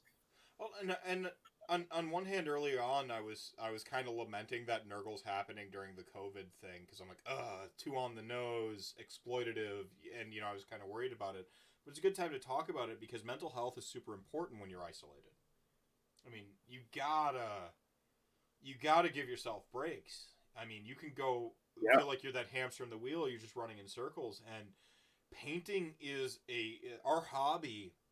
I mean, I'm very much more of a player than a hobbyist. I'm focusing on my hobby now, but like, I mean, when you pick up your models and you paint them, you just like you start to like snicker to yourself like, hey, I can't wait to get this on the table. And so even if you're more of a player, you still like have that enjoyment of this break, this physical thing. You're giving yourself an opportunity to focus on. And I think that's very worthy. That's very important. What Chaos Spawn is saying here is Nurgle as a faction where losing hope isn't seen as a weakness. And this is very similar to something you were kind of mentioning earlier. I think what it's doing is it's taking what might be a weakness and it's almost in that superhero sense turning it into a strength. Nurgle Nurgle takes that losing hope, takes that depression, and it turns it. It even takes the manic and it turns it into like an on the table power. And I think that's where, when I talked about earlier, just sort of more cursory about how, you know, you're putting yourself on the table, I do mean it almost in a more literal sense, that when you really find that army that resonates with you, it's because you're taking qualities of yourself on a deeper level and you're actualizing them in the models. And I think that's about as healthy as it gets. Absolutely. I think, since we're talking about mental health and Nurgle and the COVID-19 thing that's going on, it's actually interesting. Something that my therapist brought up in my last session with him, because that was only a couple of days ago. So it was after all of the big stuff with COVID-19 really started hitting, where it became real. I think it happened it happened within, I'd say on the high end, like 4 days. I mean, my moment was literally, my personal moment was yesterday, where I went, okay. And before, I was already like the person who's like, oh, don't panic.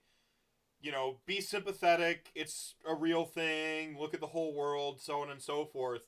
And like, so I had that, like, what I thought was a realistic perspective, going like, oh, it's a real thing. But no, yesterday I had this jarring moment where I went, be prepared to be uncomfortable for a while. Like, my brain went, like, no, it's not the apocalypse, but things are going to be different for a while. And like, it's not just going to be a month and I miss Adepticon. It's going to be a while before we get that normalcy back. So I had my moment was like literally yesterday. And I think within the last 4 days, I think is the real range of it hitting for everybody. But continue. Yeah. The thing that my therapist was pointing out is that isolation is really bad for your mental health. And now we're all going to be subjected to much less social contact. We're going to be cooped up in our houses a lot more, and really making sure that you focus on taking care of your mental health, particularly now, is really important. It's something that we all need to be actively thinking about. There's like a meme going around right now that I think it's a joke, but it's actually like legitimate. It said, I think, we should all check on our extrovert friends right now because they're not okay. They're not. They are so not okay. I have talked to my extrovert friends. They are not dealing with this well. No.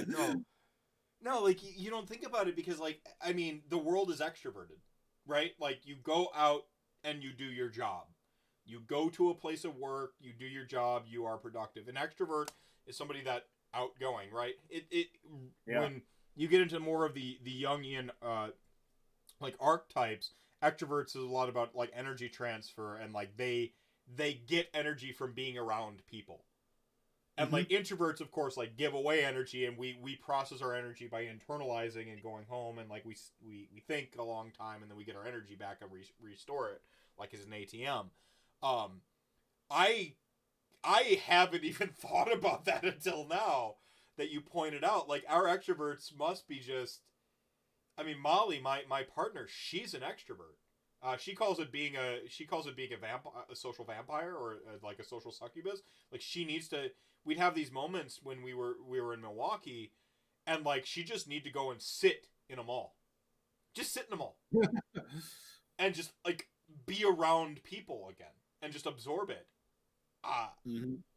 She was the first person to kind of cue me into my big awakening yesterday. Was her talking to me, because I didn't even. And now that like you mentioned this, I have gone back in time to go, oh shit, that's what she was feeling. That's what she felt it a day earlier. Because I'm like, yeah, I'm just gonna come home and sit in my office and like paint models and play computer games. And she was the one that got me thinking.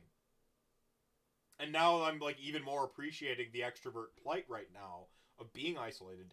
And then even regardless of introvert extrovert, the like struggle of being isolated when you have existing mental health conditions.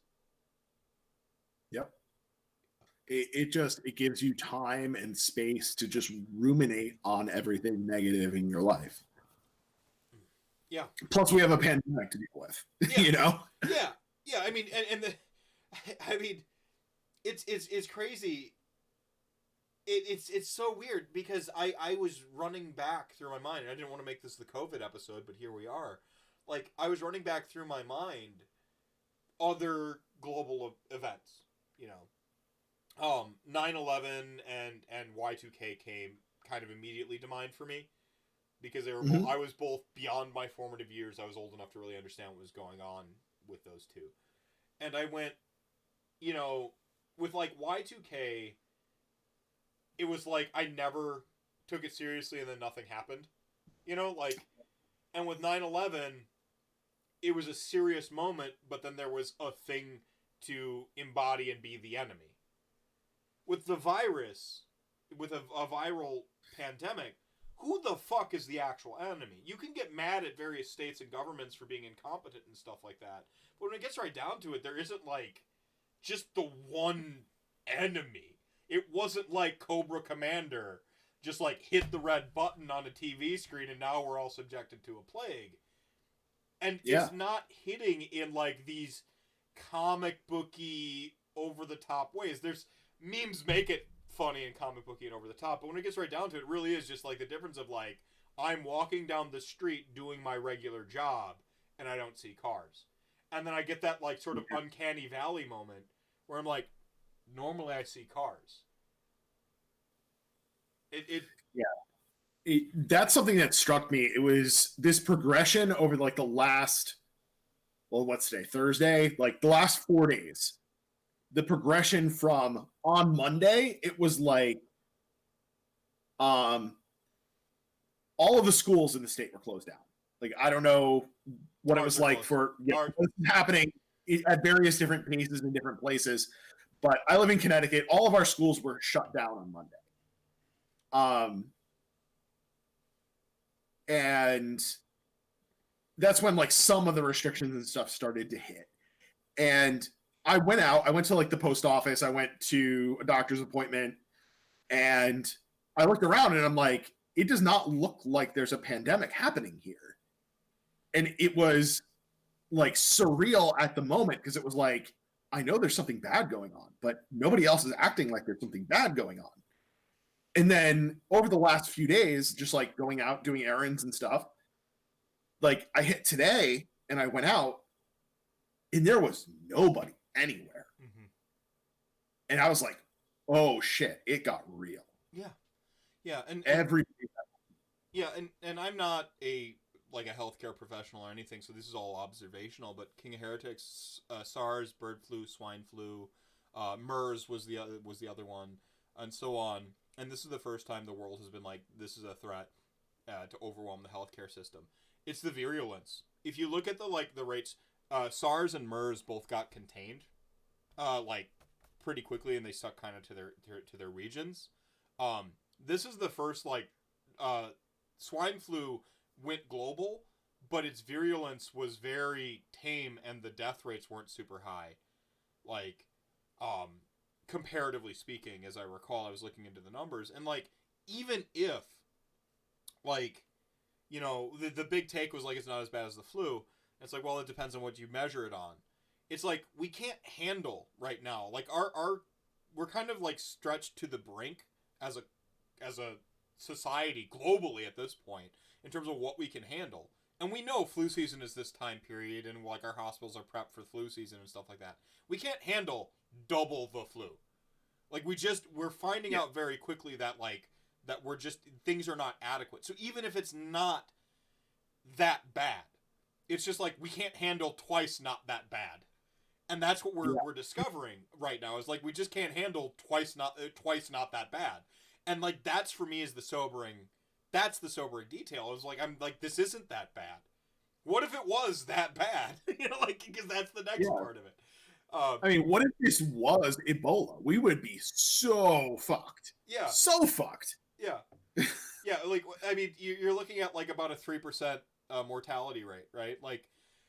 That's actually pretty crazy. If cars had not cars. Like if a seatbelt specifically manufactured in like vehicles had like a 1,000 people die at like public pools one year out of nowhere. Like we know like this is how many people normally die at public pools, but just like suddenly 1,000 people die in a month in public pools, we'd go, the fuck is going on? Are the chlorine levels off, or like, you know, like did we use the wrong tile so people are slipping more? Like you would just, your brain goes to that, and that's kind of what's going on. Except this is imperceptible, like invisible thing for all intents and purposes. Like somebody fucking coughs now, and I am the rational human who thinks that like this is fine, we're fine, and I go, the fuck? Like on a core level, it's gotten to me now, and I'm like, I'm fine. I'm a positive dude. I will be fine, but I'm still finding myself with these accidental sort of reactions. And yeah, the real danger is that even if you don't catch it, the healthcare system could become so bogged down that people with unrelated health issues could die due to lack. Yeah, I get into a car accident. All the beds are taken up by COVID right now. You know, what do they do? Like it's just you're finding this extra stress to the system. And I think that's really at the core of what's going on. So, you know, Nurgle's probably going to win of the forecast. A lot of our hospitals were already pretty stretched. Yeah. And that's... But the water makes the frogs gay. Oh, God. Thanks, Chaos Spawn.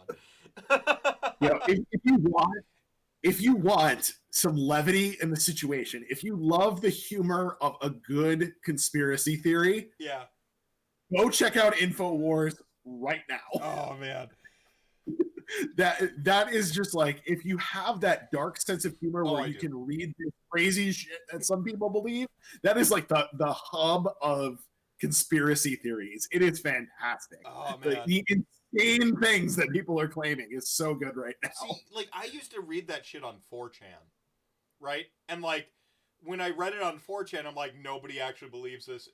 4chan is all trolls. But then it jumped to Reddit, and like people believe shit on Reddit, like because they take it like an encyclopedia, an interactive encyclopedia. It's like Wikipedia, except like, you know, some expert's gonna get on there and do the thing. Like the whole like QAnon and all that shit. I'm like, no, idiot is spreading on the internet now. It's supposed to make us smarter. Like, no, I mean that's the thing is like you do the research right now, and you're just like, God damn, like that doesn't stop that feeling from stepping outside and going, where the fuck is everyone? And whether it's there's the power of perception is really intense. Like, I don't want to go too philosophical, but you named your stream Radio Free Hammerhal, so we're gonna go philosophical. I know it was unintentional, but I don't want to go too philosophical, but like perception is becoming more and more. I'm becoming more and more aware that perception means way more than truth. Yes. Like the older, I really used to think that only the facts matter, and as long as you have the facts, like it doesn't matter. Like you are correct, and the facts are on your side. But it's like, what facts and evidence do you give people to care about facts and evidence?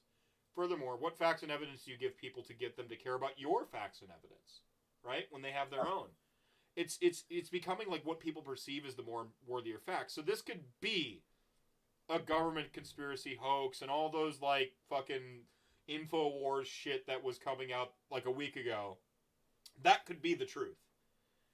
But does it actually kind of matter now that we're in this state right now? Yeah. And even like to the next level of that is like, when you're in a situation like this, does the truth of where it came from even really matter? Like, that's a thing to deal with later. That's not for right now. Yeah, for right now, you're worried about your family. You're worried about your keeping the lights on, keeping your home. Like, you're worried about eating. You're worried about that stuff in reality. By the way, you're worried about toilet paper. You're worried about toilet paper. I was just about to go there. Beat me to the punchline. Yeah. I mean, they were talking about the psychology of the toilet paper, and it's the notion that like being unclean in a viral state, and so like what drove the toilet paper craze, apart from fake news saying that there was a toilet paper shortage when there wasn't, forcing a real toilet paper shortage. On the distribution end, by the way, not the manufacturing end. Learn freaking basic commerce, people. No, what ended up happening was like basically like people associated disease with lack of cleanliness. So if you had said like there was a shortage of something else at that particular time, there wouldn't have necessarily been a run on it. But the fact that it was like toilet paper shortage, disease, the brain just went, gah! Like I can't be unclean, and so it drove this thing in a vulnerable place for people to go. So like, I'm still laughing at the toilet paper memes. Please continue to share them. They're bringing me levity in all of this. But yeah, it becomes a self-fulfilling prophecy. The power of perception, and how it affects reality. It doesn't matter that there was or wasn't a toilet paper shortage, because people thought there was, and then there became one. I mean, that's a really powerful takeaway. It doesn't, in Age of Sigmar, it almost doesn't matter if Tzeentch is overpowered or not, if people perceive... Evocators is a better example. It doesn't matter if Evocators are overpowered or not. If everybody thinks Evocators and Gavbomb is overpowered, they're going to act like it is, and it gets nerfed. Like, yep. It's I mean, the power of perception is something, again, I've become increasingly more aware of, because I've always been the only the facts matter kind of guy. I've been the only the stats matter kind of guy. To bring it way the hell back to the beginning of the show, which is why I loved your take on the stats don't matter meta, like local meta versus tournament meta, because kind of perception for me is what matters. I think is and we can shape our perceptions on a local individual level within especially our smaller community. I can't do shit to shape people's perspectives on COVID right now. Like, yeah, I think that on a lot of things, like something I just sort of have landed on personally. Yeah. I think you can't shake people's perception on a lot of things. Yeah. Like it is very, very hard to change somebody's mind on something. It's true. Unless they are a person that cares about the facts, and you can... that like their worldview is, I want to believe the most correct thing, and you feed them more information and they are ready, willing, and able to change their mind. Yeah. That's a very small piece of the population. Yeah, so everybody else is like, I've got this set of ideas in my head, and whatever doesn't fit, whatever pegs don't fit into this hole are not going in. You just jettison them. Yeah. I also think it's like with COVID, there wasn't preconceptions yet. It was a new thing to make up your mind on, right? And so like we had existing bias, but not really like existing facts and evidence and yada yada yada. Where like we compared it to SARS and swine flu, and like we compared it to those things, but we didn't have real like sort of crystallized things yet. And again, I got to go back to my moment. Was actually standing in I had a conversation with Molly, my partner, while I was getting ready to cook dinner. Realized we were short on a couple of ingredients for dinner, right? Like I was standing in the kitchen prepping pizza crusts to make homemade pizzas, and we need toppings for pizzas. That was the whole conversation. And not the whole conversation, but that was the inception of the conversation. And then she changed the subject, and she goes, "Are we going to be okay?" And I'm like, "Of course, I'm just going to go buy toppings," right? Like, but what she actually was asking is like, "Are we financially going to be okay?" And for the first time, someone in my direct inner circle was concerned. Because like, Colin's been out of school since Monday. Our son, so that was like a physical thing, but it hadn't fully processed because you're like, oh yeah, it's gonna be a couple weeks. They're just doing spring break early. He'll go back to school. It'll all go back to normal. And then she goes like that, and then like I started to process. Okay, people aren't working. I'm technically essential, so I am working. I'm even working overtime, and like my brain just started going and going and going. We had, oh yeah, we're gonna be okay. We're fine, cool. Me being the optimist. And then I went to buy groceries now. The introvert alone with his thoughts, processing everything, and then I'm standing there in the aisles and everything's picked clean, and I didn't grab a cart or a hand basket. I'm holding a bag of pepperonis and a jar of black olives, and just like, in the one hand, and I'm looking around at like just an empty store, and I've never seen it before, and that for me was the moment where I went, things are different right now. Like that was the moment for me. I just went, wow. Yeah. So yeah, what happened for me was my wife is a teacher, and so this sort of started like beginning of last week, and stuff started to kind of get bad, and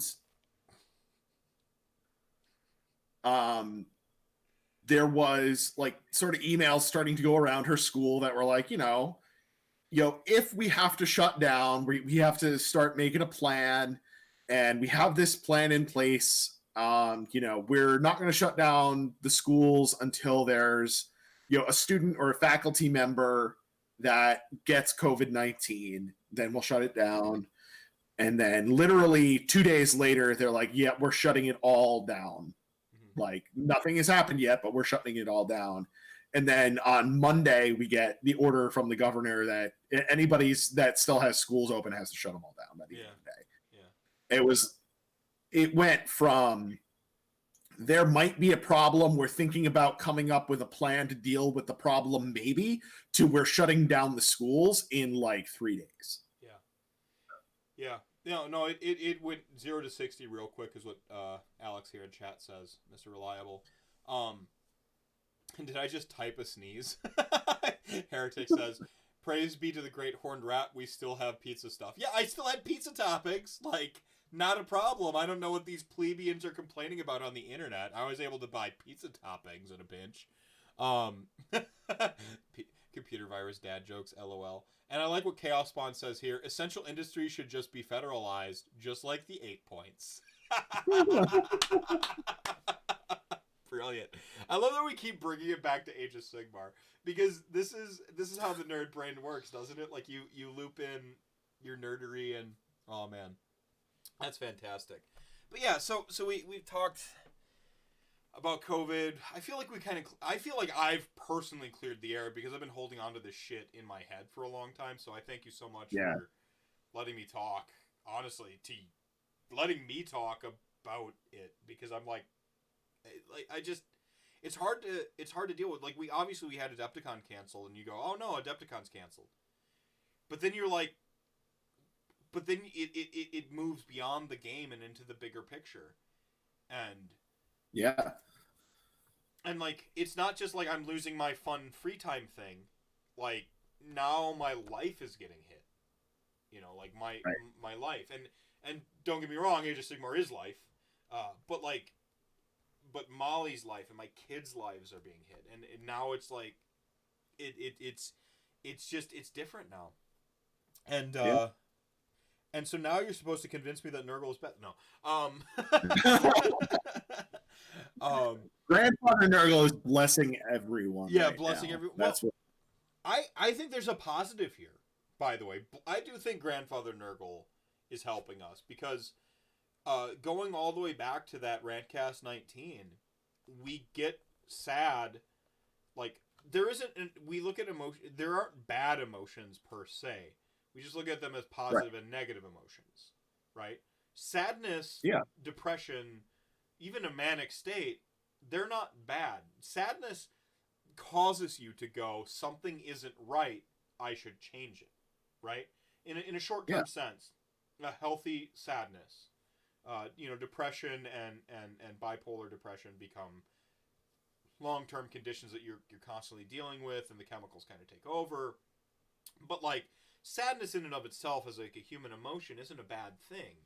It makes you go, something isn't right now, and then you seek to change it. In a sense, I think that's just kind of like, I feel like that really is Nurgle, like at the basic sense.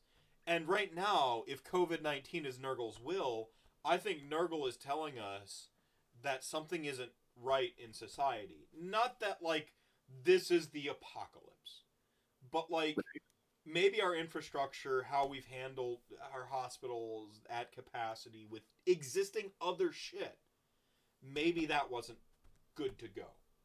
You know, right. Maybe testing or access. I'm not smart enough to know what wasn't right, but that's what the sadness causes me to do in my personal life, is it makes me sometimes think way too much about bullshit. But right now, I think that's what has to happen is you can learn Papa Nurgle's lesson and go, what wasn't right and what can we fix? And I think that there's a positive there. Yeah. And I think,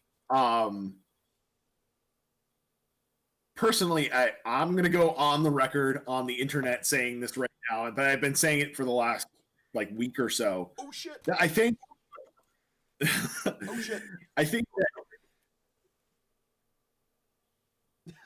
Sorry, continue. I'm just getting hyped. I'm getting hyped for this. Okay. I've been saying that this is our next 9/11 level event. Okay. And 9/11 opened our eyes to a lot of problems that we just never thought about.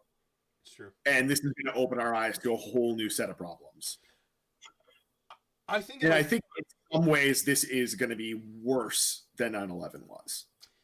Wow. Oh, so what do you mean worse?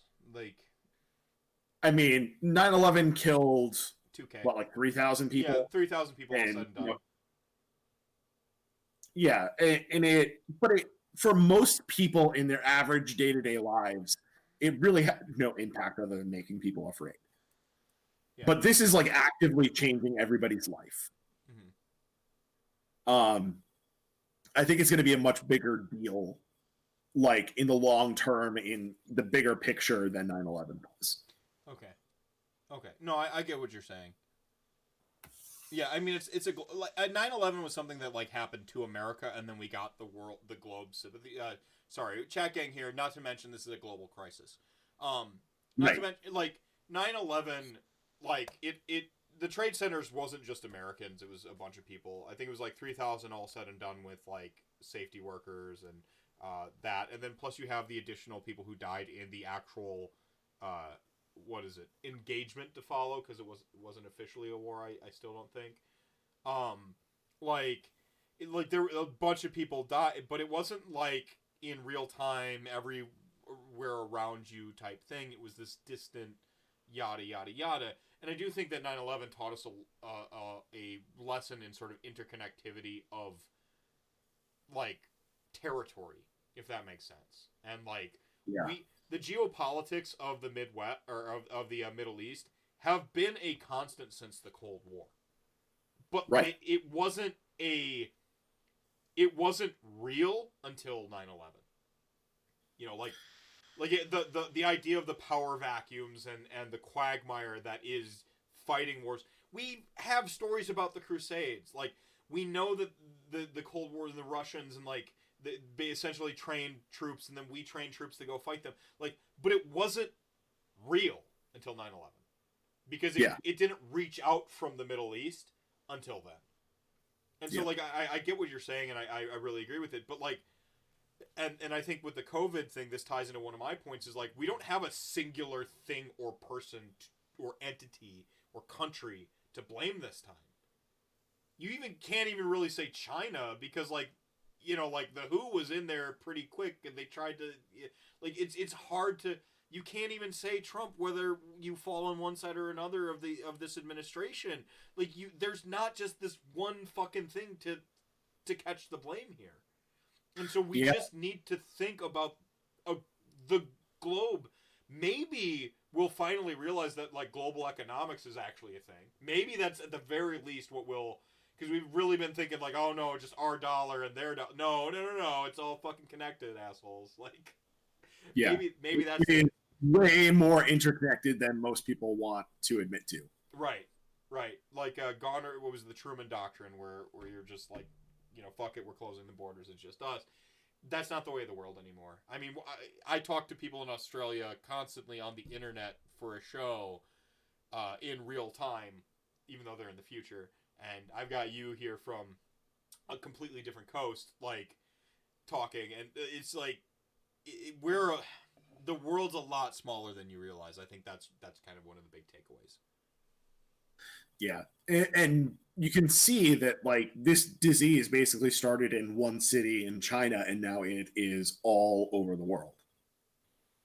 Like it's on every continent except like Antarctica, which basically doesn't count, but it's on all of the populated continents. It's in almost every country in the world.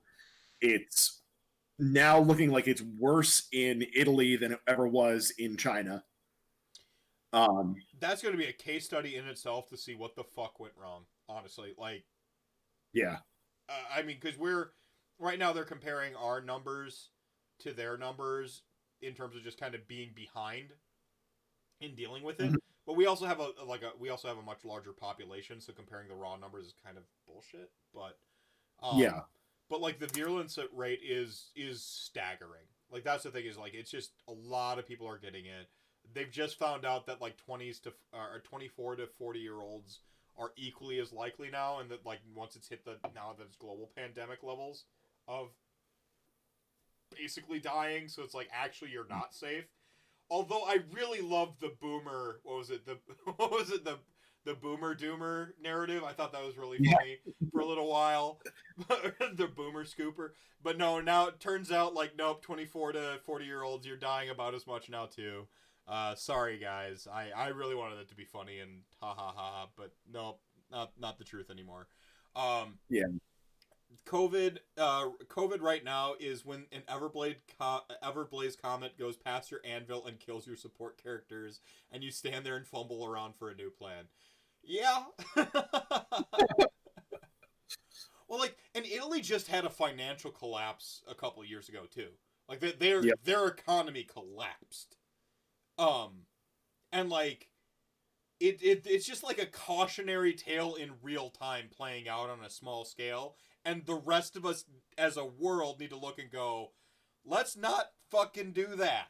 Like we just need to like talk about playing a game with miniatures to learn the lesson, or painting your minis to learn the lesson. We need to like COVID to learn the lesson, man. Like this stuff's more connected than I think we've taken for granted how connected it is. And I think ultimately that's my like lesson, I would say, is like, look, this shit's a lot closer. Global economies, travel, like it's easy. It's a lot easier and a lot closer than you think. Yeah. And I too blame mumble rap heretic. Fuck mumble rap. Mumble rap is the plague. It is horrible. It is the reason that God wrought this upon us. I can find no flaws in that. Like I can't. I'd be like, you're right. Everything was fine until mumble rap. I mean, we were on a good trend anyway. Like, gay marriage was legalized and stuff like that. And then, like, mumble rap, and, like, now fucking everyone's dying. Yeah, I need to go get Pat Robertson on board with this, that we're blaming this on mumble rap. I think I might be able to pull it off. Yeah, but then they turn it into, like, a weird, like, inner city thing, and... Well, no, but mumble rap is essentially the white guys trying to rap and sucking at it, and so then they, like... Yeah. They fake it. It's all douchebags on SoundCloud. Yeah, it's all douchebags on SoundCloud. Italy's infrastructure for medicine is like pre-book Slaves to Darkness. It exists, but you're better off crossing the border to another faction. I love that we can keep finding Age of Sigmar metaphors. But yeah, I want to bring Nurgle real quick real quick back to this notion of like mental health. Isolation is really the tangent that got us on this, and I think Yep. that is it's we can't. I don't want to like over talk or pass over that point. That isolation, um, I anger is often short lived. I feel like sadness is pernicious. Yep. It's tenacious. It just sticks around, and it infests and it grows and you know. How often are you the sad person and you're around someone who's sad and then they just become sad? Like I feel like there's that, but like your big take is that the manic side of that. So where does the manic half of that come in for Nurgle? A little bit more back to the point. Like it's not just enough to say that Nurgle is sadness, but that he is specifically this manic uh, part as well. Where do we see the manic? I think you see the manic in the Nurglings, as well as the beasts of Nurgle. They're kind of described like puppies. Mm-hmm. Um, and puppies are just happy little things. They're bouncing all over the place and just want to play. And Nurgle himself is very like Jovial. He's jovial. He's happy. He's on cloud nine all the time because his plans are just working. Mm-hmm. Yeah. He's just very content with himself. Yeah. Yeah. I mean, we've clearly solved the world's issues now that we've talked about all this. Is there any Absolutely. Is there any like sort of message or lasting point? Because I feel like we ended up on this COVID thing and we moved a little bit away from the Nurgle sadness depression thing. But honestly, I don't think that's bad. I think we had a very natural progression of conversation. But I want to make sure that there's anything that you wanted to say that you get to say. I think the big thing, particularly where we are in the world right now, check in on the people that you care about. Make sure you're still staying in touch with the people that you care about. And that's something that I think goes for all the time. Depression, one of the characteristics of depression really is like self-isolation. So if, your friends sort of drop off the map, that might be something to be concerned about, that you're just not hearing from them. And particularly now, even your friends that, don't necessarily have any issues with mental illness, they might be having an acute mental illness issue because of, the isolation that's going on, the anxiety that's caused by the situation. People just, those extroverts that are just being away and they're not around people, that they just don't know what to do. Get out there, video chat with your friends, talk to your friends, make sure you stay in contact with people. Don't let people spiral into those holes of depression, especially right now. But in general, like, it's a thing to just watch out for, with the people that you care about. Make sure that you're not letting people kind of fall off the face of the earth, because that's usually an indicator that there's really something more going on that's a concern. Well, and I think so you and I have chronic conditions, some folks that don't have a chronic condition and they're suddenly having to deal with isolation and some of these feelings that you and I have like learned to cope, or at least identify when they're happening. I think that's been a big part of my journey with my mental health is identifying when I call it my spiral, is when I begin to spiral. Yep. Like going, oh shit, like I'm hitting my spiral right now, and then I do the things I do to try to either distract or mute them a little bit, or to just generally cope it, or to let it wash over me and just like handle it for a moment, like, and I say a moment, but just be like, okay, this is what we're doing right now. I'm not going to go to a party right now where I'll like snap at somebody, and I'm not going to do these things. I'm just going to, self-isolate, right? Like I do. Sometimes that's a technique I use with my depression, because if I'm out around people when I'm a particular type of depressed, I become very toxic and not a good person to be around. I have the same issue. Yeah, like it's just like I know I'm not like my depression can turn into anger very quickly. I see that incongruence and I don't know how to deal with it because the simple answer is there's no way to deal with this feeling that I just get because sometimes my brain's just like fuck you today, Andrew. Like like but like some people who maybe don't have a chronic mental health condition, they might not know what's happening right now. These things that we cope with. This is where like Nurgle takes that sort of those qualities and becomes a superpower. This is where if like you've got some mental health struggles yourself, you have an opportunity to enlighten some other people by just reaching out a little bit. Yeah. I know what this is like. I've been here when the world is normal. So like don't worry. Like I think that it's a very good, not very good, it's not good, but like I think that we've learned a decent lesson from our ailments, and we can't cure you or fix you or anything like that, but we can commiserate and give you some support, and so I think that there's a very, I don't know. I feel like Nurgle has empowered certain aspects of like the human psyche. I feel like my natural isolation and depression and all these introversion and all these things I normally deal with are kind of becoming superpowers that like I can help people with, and that's what I cling to kind of see through this a little bit right now, personally. Yeah, I think it's definitely like a little bit of a superpower that comes along with chronic mental health issues. Like if you're somebody that actually is taking care of it, goes to therapy, gets medicated, it reads about stuff, is self-aware about these things,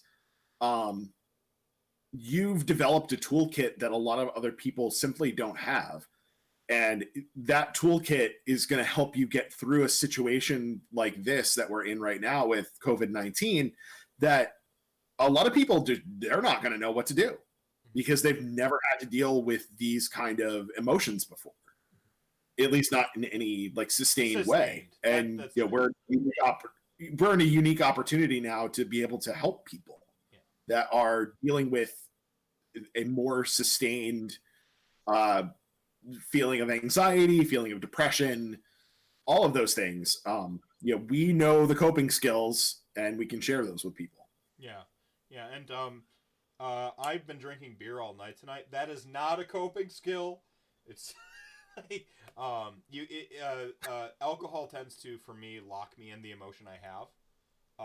So if I'm depressed, I will be depressed for an extended period of time. My mom, like I still call her bipolar. I think the terminology. What is the accepted terminology now, by the way, so that I'm not fucking I believe it's there's two forms of bipolar disorder that they have now. Bipolar 1 and bipolar 2, where bipolar 1 is the more classic manic depressive, and the bipolar 2 is more bipolar depression. Okay, so my mom would have been bipolar 1, probably, from her dramatic swings, and you're then bipolar 2, right? Yes. Yeah. My mom did the self-medicating thing. Part of the reason why like I only drink and I've never done any of the drugs is because like I saw my mom's struggles and I went, I'm picking one because I'm not strong enough to like resist all of the urges. And if I was holding a can of beer, people wouldn't offer me other shit, and I didn't think I was strong enough to like resist all temptation. I thought that I had my mom's ailments and stuff like that. So like I drink and yada yada yada.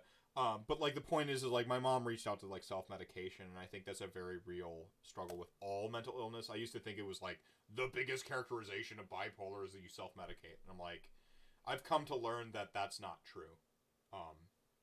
And so you want to help encourage healthier habits.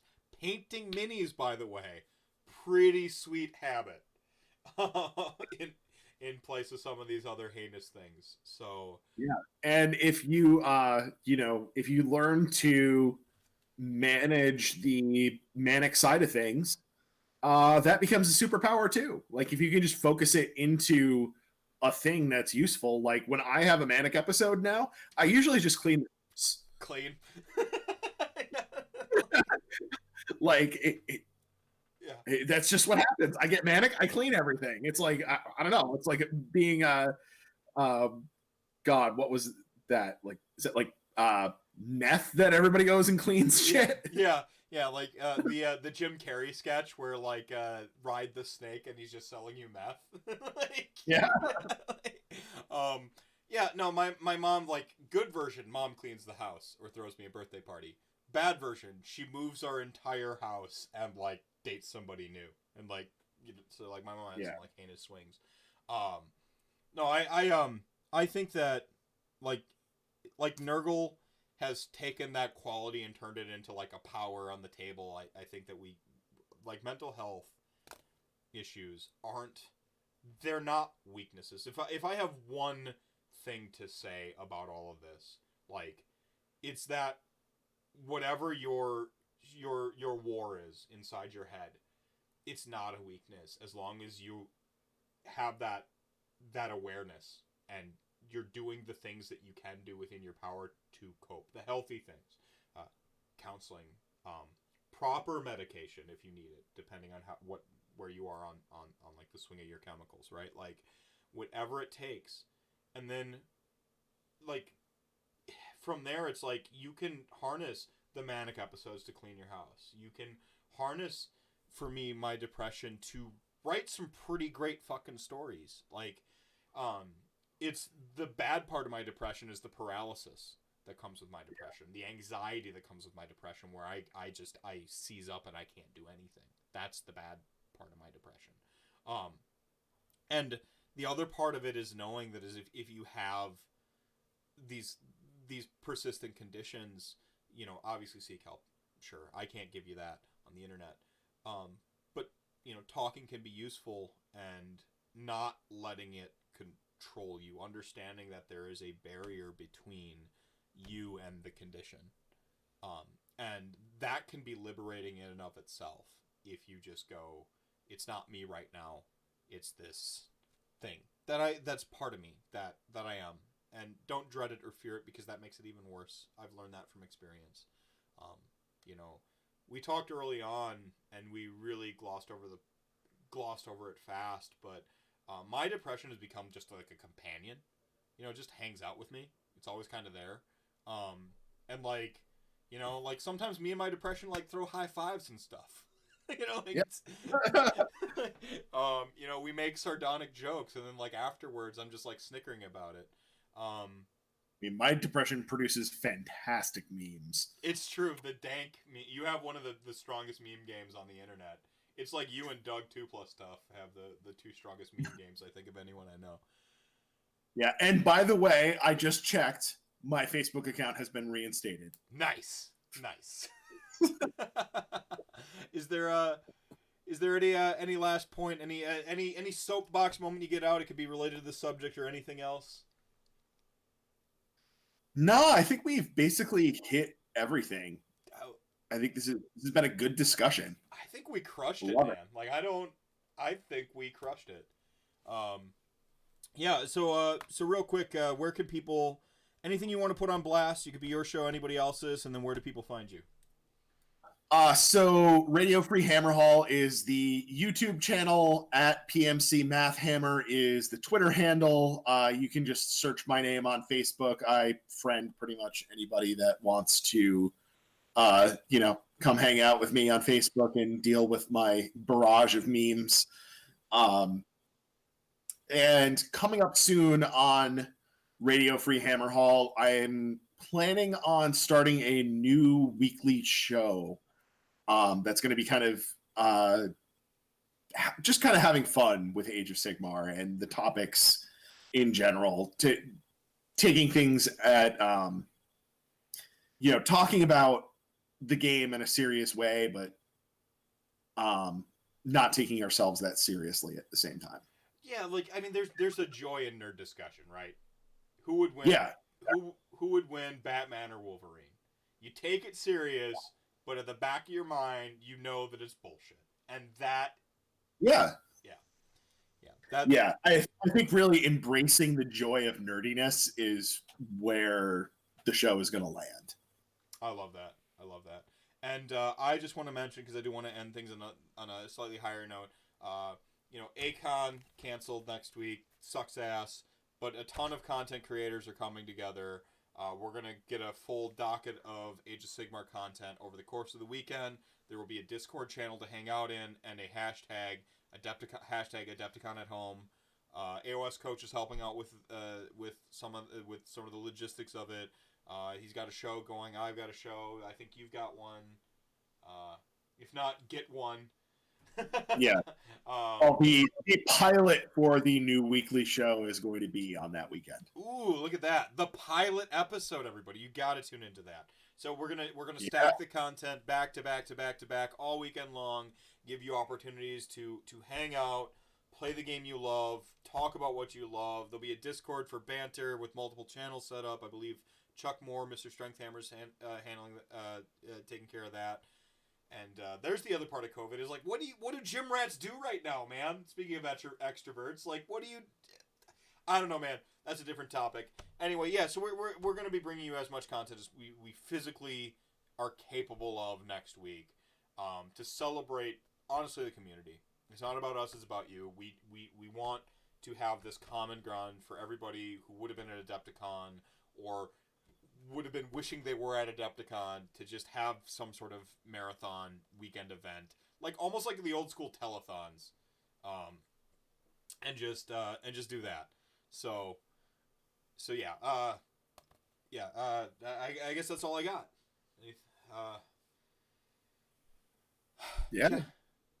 Chat gang, thank you so much for hanging out with us tonight. You are the show within the show. You keep us going. This was a fantastic discussion. I hope it brought some levity, some happiness, some joy, and whatever, to get you through the week till the next RantCast. Anyway, Paul, man, thank you so much. Thank you for having me on, man. It's been awesome. I'm gonna tell you right now, this has already jumped into my top 5 favorite RantCasts. Awesome. I had a blast, and I think we talked about some just great stuff. So, good night, everybody. Yeah. Thanks for hanging out.